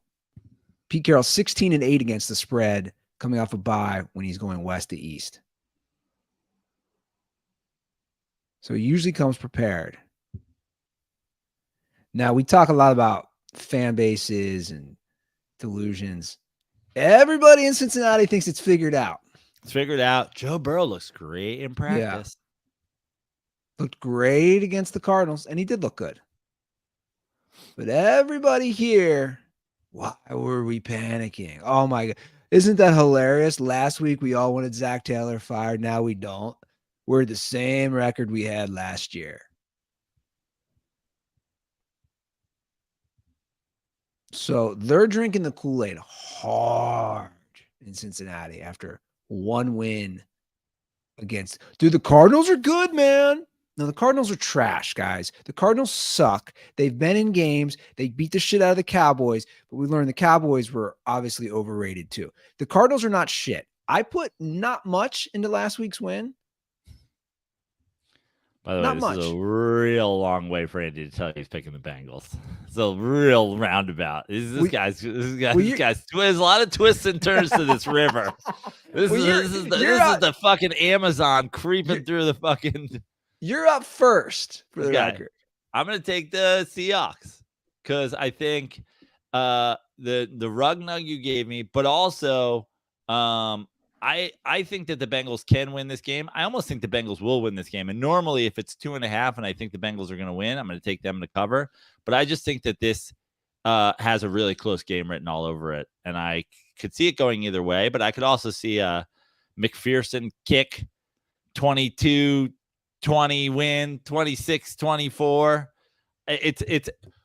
They say a terrible gambling strategy is if it's a 3-point or less game and you think that the team's going to win to bet against them. But that's what I'm doing here. I have the Seahawks just because I think if you play this game 20 times, I think the Seahawks could win 8 of them.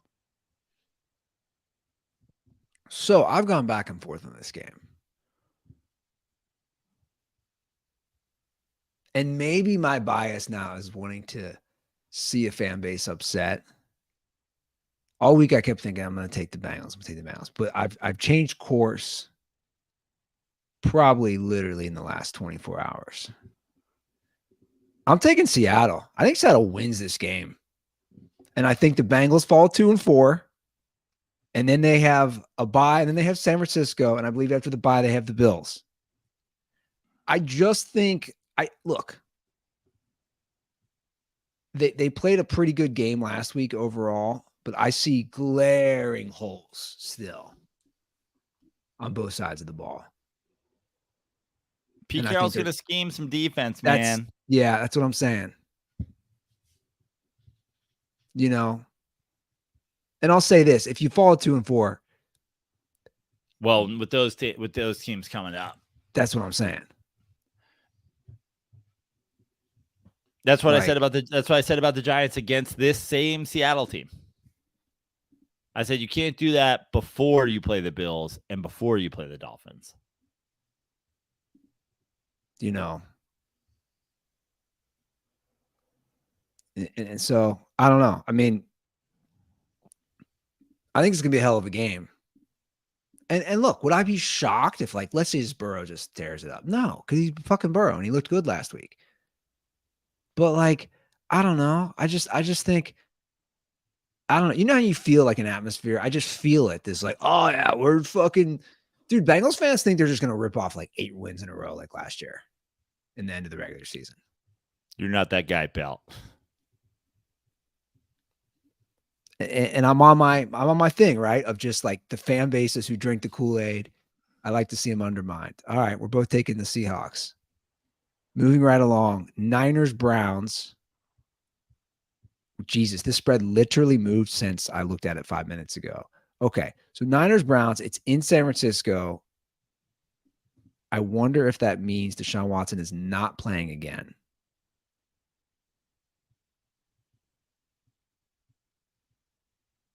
So, have you followed any of this drama with Deshaun Watson? Nope. I saw you had it on the rundown, and I figured you were going to tell me what's going on. Well, it just sounds like there's some stuff brewing, because apparently there's mixed messages on why he didn't play against the Ravens, which was 2 weeks ago.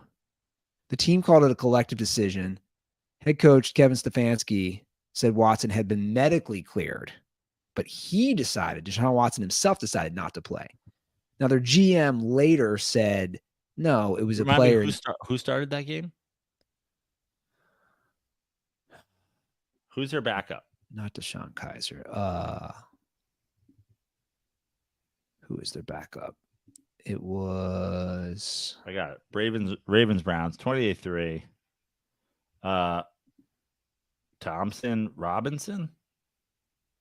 Dorian Thompson Robinson? Yeah, I guess so. So, I don't know, but this spread has moved so much. It's now up to 8. Wow. So here's my thing. Cleveland, we know, has a good defense, though. Now, they didn't play great last game, but also it's tough when your defense is always on the field, and your guys turning the ball over. But, total west to east, 8-point favorites.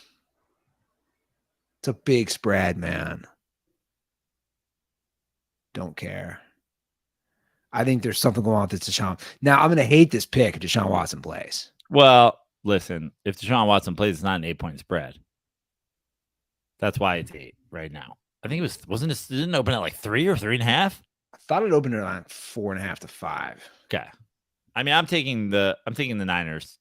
So we're both taking the Niners. In an 8-point game. But in a no Deshaun Watson 8-point spread, I'm taking the Niners.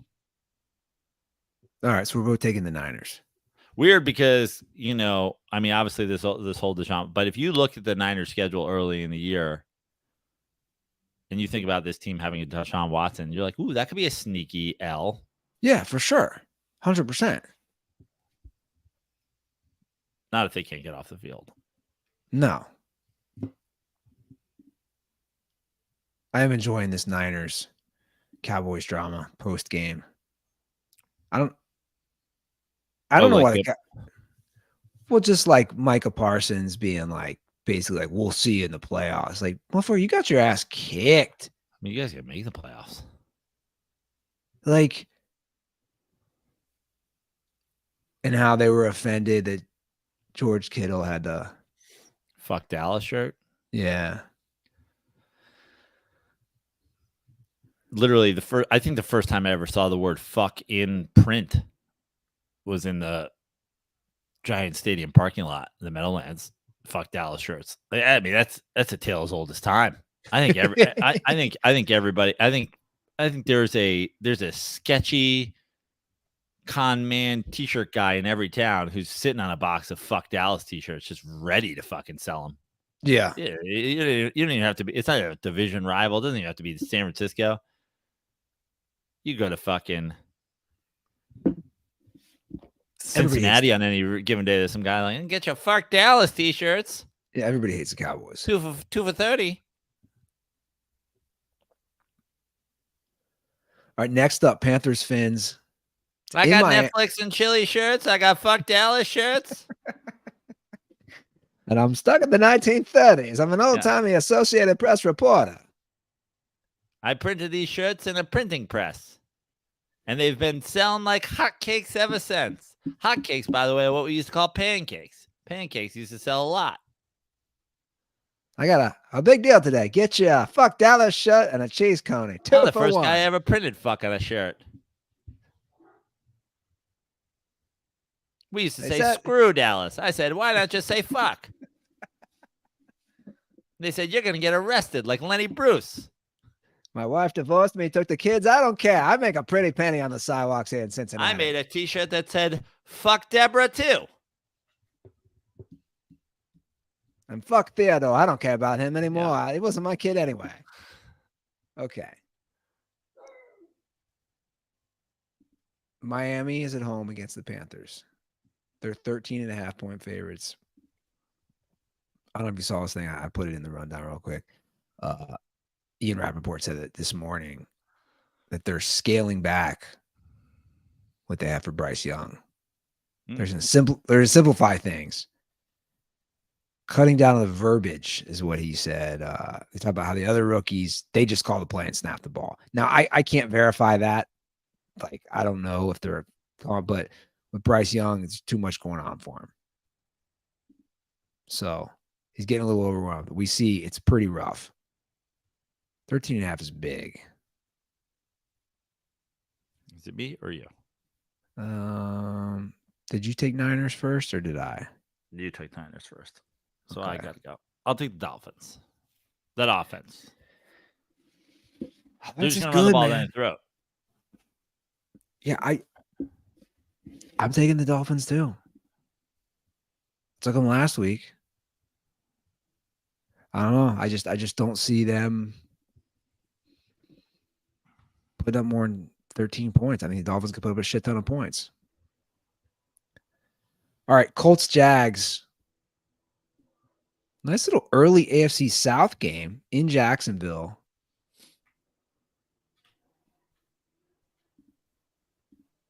We have Gardner Minshew is starting because Anthony Richardson is on the IR now. So that didn't last long. Shocking. Yeah. Shocking. A running quarterback gets injured. He got hurt in the pocket. He's in a 40-mile-an-hour car accident every third play. And then finally, a guy like taps and he just lays down. And they're like, he got hurt in the pocket. No, I mean, yeah, technically he fell down outside of the car, but he had stumbled away from the scene of an accident. It was the car accident. What's the spread? Where is the game? What's the spread? It's in Jacksonville. The Jags are 4-point favorites. I believe I'm up first. I believe we both said this last time. I think Gardner Minshew actually helps them in this situation. 4's too much. I think Minshew, they're going to be like, what are they going to miss versus the rookie quarterback? I'm going to take the Cowboys, the Colts to cover. In Jacksonville? Yeah. Ugh, it's the stuff. If you had taken the Jags, I'd have taken the Colts because I'm afraid of backdoor Minshew here. But 4 isn't big. It was 5.5. I'll take the Jags. I'll take the Jags. Okay. I don't love that one. All right, all right. Minshew Mania revenge game. Although Minshew's been on a lot of teams, so at some point you can't have a revenge game against all the teams you've been on. Yeah, he has been on a lot of teams. He's been an Eagle, a Colt, a Jag. Is that it? Yeah, in a short amount of time, though. Yeah. All revenge right, game. I am afraid of the Gardner Minshew revenge game here. I'm not going to lie. Okay. Saints Texans. This is in Houston. You're up. New Orleans is a 1.5 favorite. CJ Stroud having a great year so far. Yeah. 1.5. Saints. I mean, Saints look real good against the Patriots, but yeah, it's Patriots. This is a tough game, man. It is a tough game. I'll ride with a Saints win because of the defense. Yeah, rookie quarter. Here's the thing. He hasn't had a real just shit the bed game. I don't think he will. You don't think he will? I think I don't think he will in this game, but okay, he could. I'm saying, but at some point, every rookie quarterback just has a bad game. Sure, it's part of the learning curve. I'm going to take the Saints as well. I think it could be this game. I very well do think it could be. All right, you just spoke of them. God, the Patriots against the Raiders. Raiders are 3-point favorites. God, they won an ugly one. That was an ugly Monday Night Football game. Ugly. Where is this game?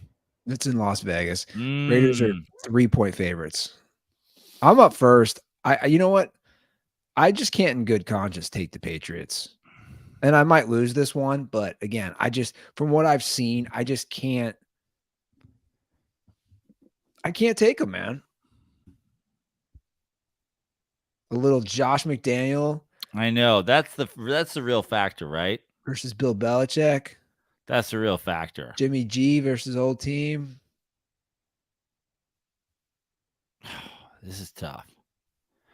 Essentially, if you don't think that the Patriots can win this game, you don't think the Patriots can win a game the rest of the year. I mean, it's the Raiders against an old coach. Bill Belichick's record against his other coaches. I guess I'll take the Patriots. I think they can win this game. I know, but I don't feel good about this. This is horrible. I mean, the Patriots didn't score a fucking point in the last couple games. Like, this is horrific. But all right, fuck it. I'll be the guy. I'll take the Pats to cover. Okay.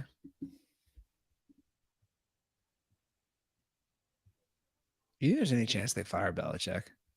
Not. If they fire him, they'll fire him like the Mets fired Buck Showalter. He's decided to leave after the year. He's moving on. And then he does an Urban Meyer, takes 2 months off, and then suddenly is the coach of the fucking Chargers. I've retired. I'm retiring. He'll be like, I'm retiring. And the Chargers will be like, well, we don't have a head coach vacancy. Unless you're thinking about coming back, in which case we will put Brandon Staley's head in a box like the end of the movie 7 and ship it out to the desert. Will you then consider fucking... What's in the box? What's in the box? Okay. The Cardinals, who I just talked about. By the way, the Cardinals, who every Bengals fan thinks is a Super Bowl contender team, is so good. They're 7-point underdogs against the Rams. It's a big spread, man. It is a big spread. You're up. McVay, division game. It's in LA. It is. I think it's gonna be right there, but I'll take the Rams to cover. Backdoor Dobbs. I don't want to lose a point. I don't want to lose a point. This guy can sneak through the back. He doesn't have any hair on his body. He can slip right through it. He can slip through a doggy door. But I'm gonna go with the Rams. I'm not losing a point on the Cardinals. I'm just not. I'm taking the Rams too. We're both gonna lose a point on the Cardinals because they're gonna win the game. I know. Cardinals are gonna No, I don't know, man. These games, these are tough ones. All right, That's why Vegas does it. I know. Eagles, Jets, another big spread. Eagles are 7-point favorites at home.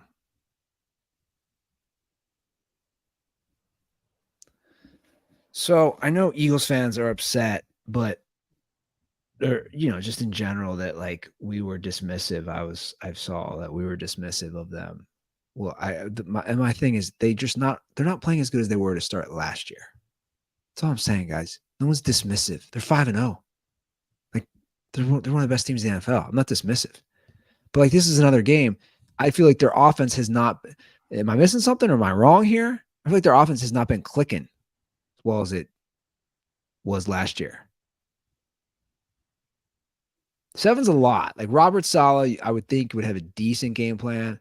Then again, I'm getting visions of Zach Wilson just fucking heaving the ball into two guys. Scoop and score, blindside sack. I'm getting just visions of that. I don't know.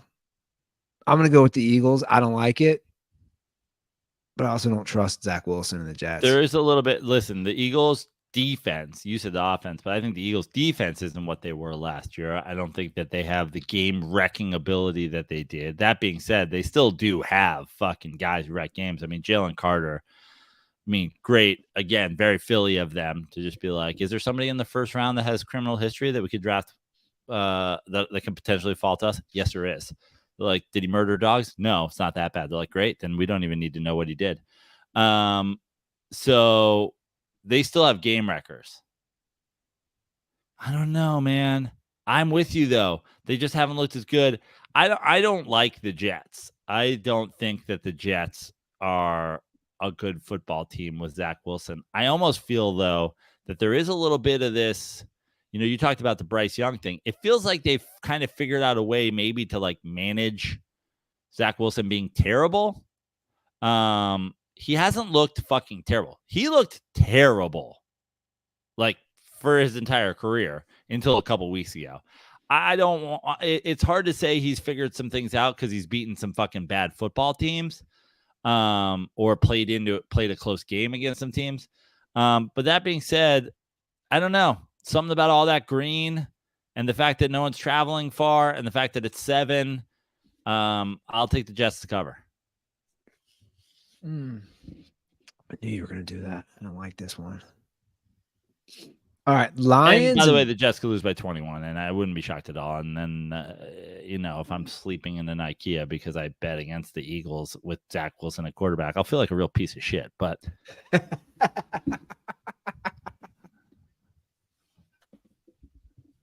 I just don't think the Eagles are a 14, 15 win team this year. I mean, they have. I'm not saying they lose this game to the Jets, but yeah, I know what you're saying. You look at the Eagles so far, like, and for the people who are upset with you, yes, you are your record, but no one expected the Eagles to go into last year and be as good as they were. Do we agree with that? They exceeded expectations last year. How can you not say that they exceeded expectations? Dude, they were just blowing teams out last year. They were just manhandled. They're not. Look at their wins. 25-28 Patriots. 34-28 Vikings. 2 dog shit teams. Right? Yeah, they won by a combined 11 points. Yep. And I know it's any given Sunday. It's not easy to win in the NFL. At the Bucs, that was probably their best win. 25-11. Overtime against a team that just got butt fucked by the Bears. And the Rams game was pretty back and forth. Now they took control in the second half, but that's why I don't like my pick, but sticking with it. All right, next up we have the Lions and Bucks in Tampa. The Lions are getting some respect out in Vegas. The Lions are 3.5-point road favorites against a sneaky good Bucks team so far. What do you think?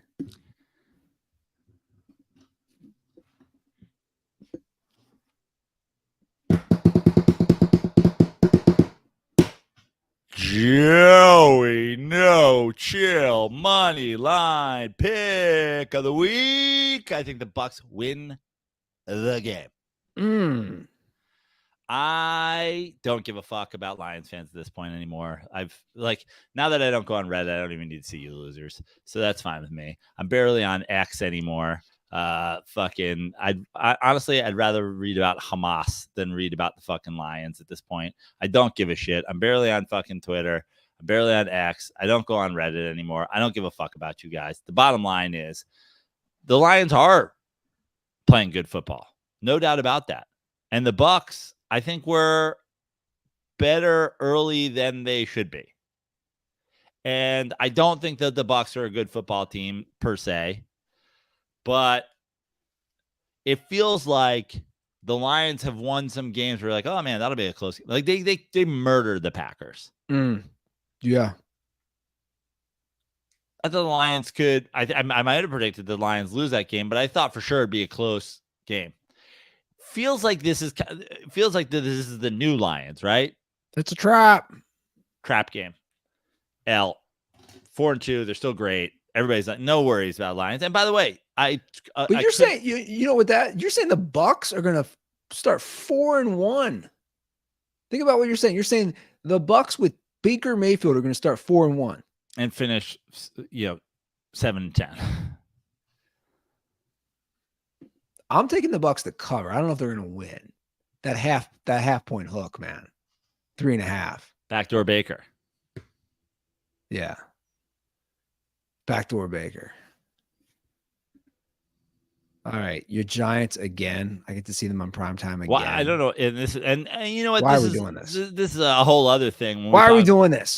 This is a whole other thing. First of all, we don't know if Daniel Jones is going to play. We don't know who is going to play, blah, blah, blah, blah, blah, all this fucking shit. And I can't wait. Like, it's you first. It's 14.5, man. It's in Buffalo. God, I hate these spreads. I hate big spreads like this. They're just so tough. Bills coming off of just a game they pretty much were dominated in London by the Jags. I think they're going to come out all ready to play. But 14.5 is like, is there some sort of backdoor cover here? What's Saquon's deal? I mean, they keep saying possible. He hasn't fucking played a game yet. They were saying possible for the first game after they were saying possible for the Niners game. So I don't like big spreads. I usually take the underdog, just how I usually pick. I value the underdog. Bills are banged up too. They sustained some injuries. And this is tough. You can see I can't make up my mind. I'll take the Giants.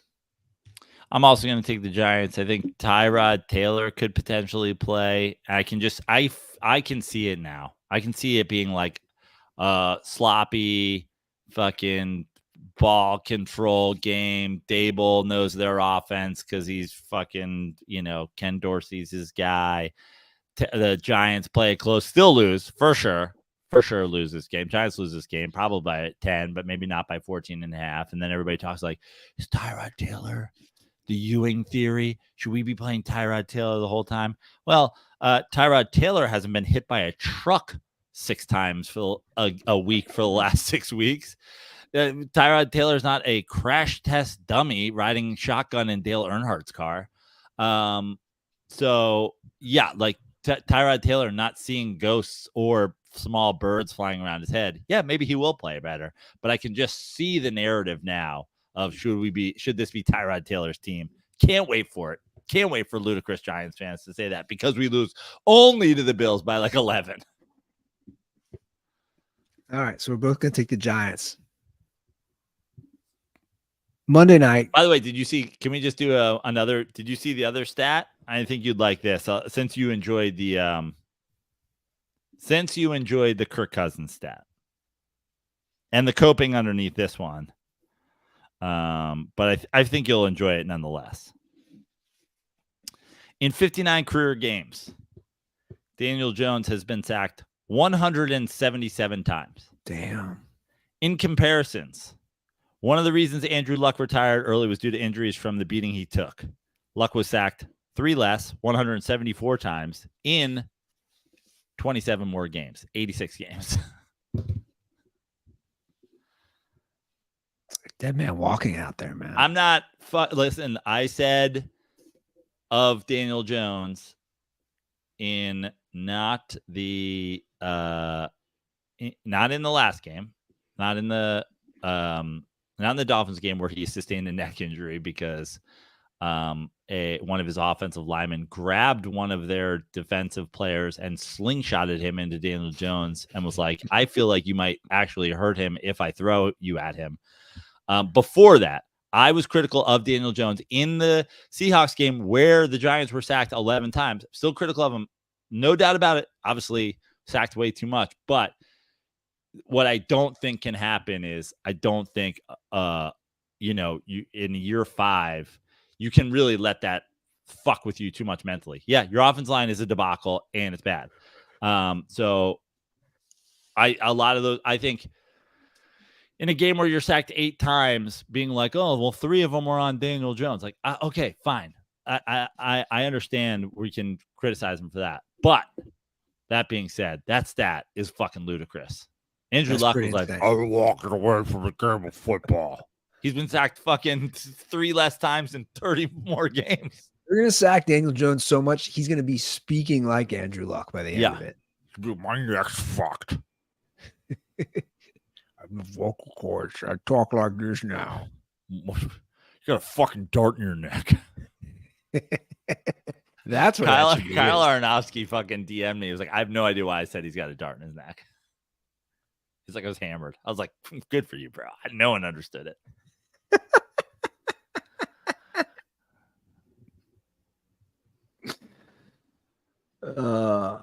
Fucking dirtballs. Bless them. Okay, Cowboys Chargers. The Cowboys are 2-point favorites. It's in LA. You know that's going to be about 60 to 70% Cowboys fans. I don't know if that affects your decision. It does not. This has nothing to do with the Cowboys for me. I've hemmed and hawed on this, and it has nothing to do with the Cowboys. I don't care about the Cowboys' performance against the Niners. I don't care about fucking the Cowboys' defense. It's the Chargers. Yeah, it's Staley.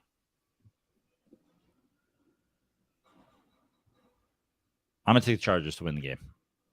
Fucking A. That's what I was going to do. I'm going to take the Chargers to win.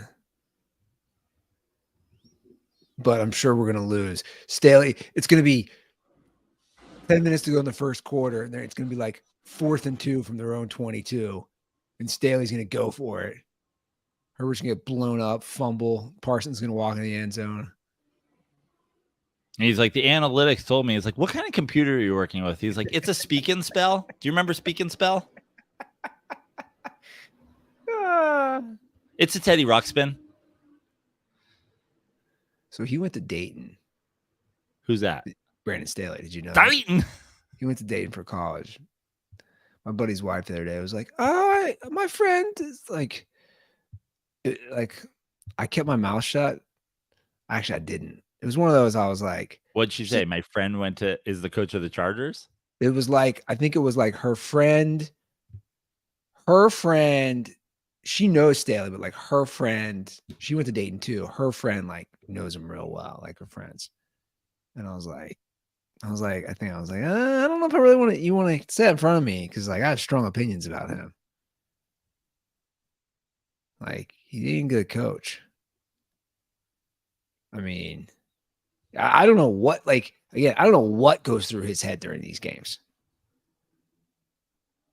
And we both took them. I mean, that's what we think about the Cowboys for the record. No, but I think, yeah, like it really is. It just has to do with what Chargers team. I mean, I think the Chargers are a better team on paper. I think they have a far better quarterback. I think that they can play some offense. you got Kellen Moore, who's now with the Chargers. But I wasn't impressed with him at Dallas. Right. But he knows something about the Dallas offense. True. Help them prep.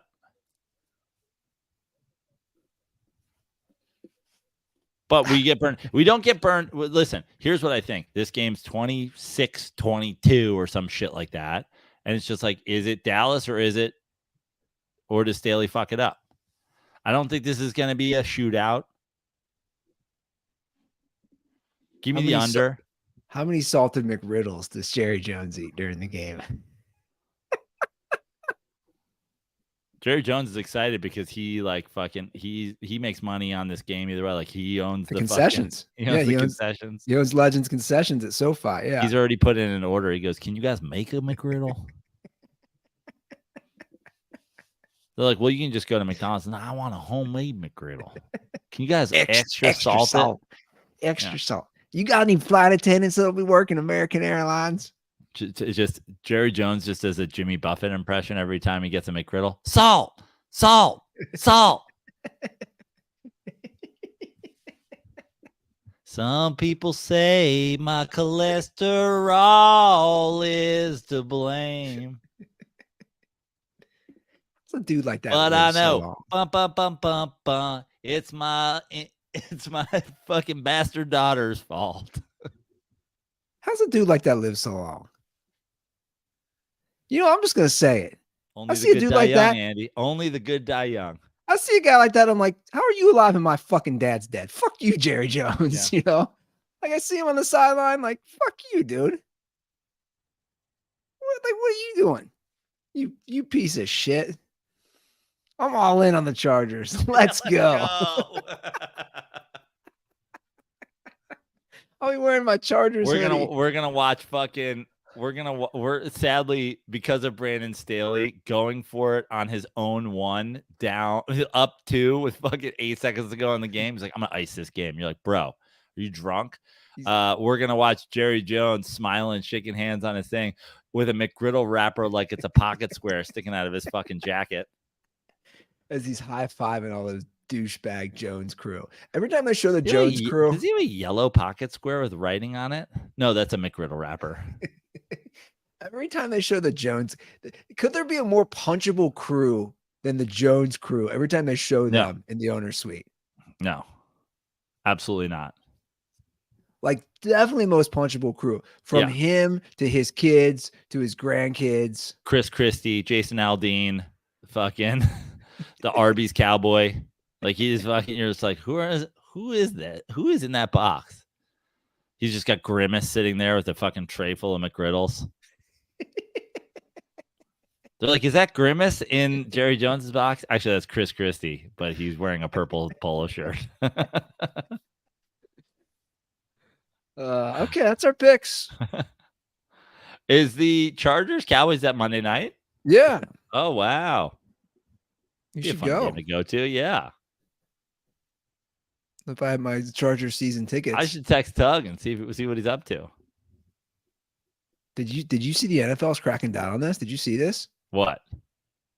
At least here locally, which I'm assuming every team made a decision to do that. Dude, they're not. The NFL is like the Gestapo now. If you have season tickets and you resell a certain percentage, they don't let you renew them. At least in Cincinnati, I saw a lot of people complaining, being like, yo, what the fuck? I can't renew my season tickets next year? Yeah, that's weird. Because the thing is, how many football games do you really want to go to? And also, isn't that eerie with all the connection with Ticketmaster that they're keeping track, man? Oh, you had season tickets this year? We had 9 home games. You only went to 4? Sorry. You can't get. And they don't know if you sold them to fucking Bengals fans or not Bengals fans. I know. And also, you don't know. Like, I saw a tweet from a local person being like, yo, dude, my buddy had season tickets. He shredded his knee. He can't go to a single game. And they're already renewing for next year. And they said you can't renew because he's sold every game. Or he's put every game on the, on the market. You can't attend them. That's fucking stupid. Dude, the NFL's fucking big brother, man. Yeah. They're like, we know about your need, Daryl. We're watching you we're watching you through your Ring camera right now. You guys get another 2-hour episode. Congrats. It's NFL season. 2+ hours. Give us a ring. 310-359-8365. If you enjoy the 2-hour episodes, tell me about it on Reddit. Just kidding. I'll never fucking see it. 310-359-8365. Hold me back, guys. Hold me back. It was the easiest deletion of an app I've ever had. You'll be back. It's the easiest deletion of an app. Because I wasn't on it for so long. It's not like Twitter or Threads or fucking Blue Sky or all these things where you're like, fuck, like I throw this shit out there and it's like, I mean, it's like you're still a sports, but like I was never on Reddit. So I was like, I went, this is disaster. I was like, well, fuck, I never needed this in my life ever. Follow me at Joe Praino on all social media. I've got shows coming up. Be in Vegas at the end of the month for Giants at Raiders. But first, a week-long shows at Brad Garrett's Comedy Club in the MGM Signature, October 30th to November 5th. Middle of November, I will be in Alaska. 4 shows, I believe Wednesday, Thursday, Friday, Saturday with Pete Sestaro. And then, of course, 1000th episode of the Dirty Sports Podcast. I've said it before. I'll say it again. Hope that you make it for a stand-up show. Why wouldn't you? You're already going to be there. But absolutely positive. It's a small club, guys. It's a lot of dirt balls. You have 2 shows. You have 2 stand-up shows to choose from. So I'm not really worried about you as dirt balls. Buy your podcast ticket. Let me tell you something. Let me just be completely honest with you. If you show up to New Orleans and say, I'm a dirtball and I came from fucking Wichita, Kansas, and the podcast is sold out and I can't get in, I will beat you to death with my bare fists. We've been talking about it for fucking 2 months. Buy your podcast tickets. It's one show, 65 seats plus 10 seats of standing room only. Buy your tickets now. Do not get sold out of the podcast portion of this event because you waited. You can sort out football tickets. You can sort out where you're staying. You can sort out coming to see the stand-up show. Get your podcast tickets. I really don't want anybody boxed out. I've got some fans in New Orleans. I got some friends in New Orleans. These guys who probably listened to 0 episodes of the Dirty Sports Podcast are going to come watch their first ever on the 1000th. Don't get boxed out by somebody else. Get those tickets, guys. All right, that's our show. We'll be back on Monday. You guys have a great weekend. Until then, stay dirty.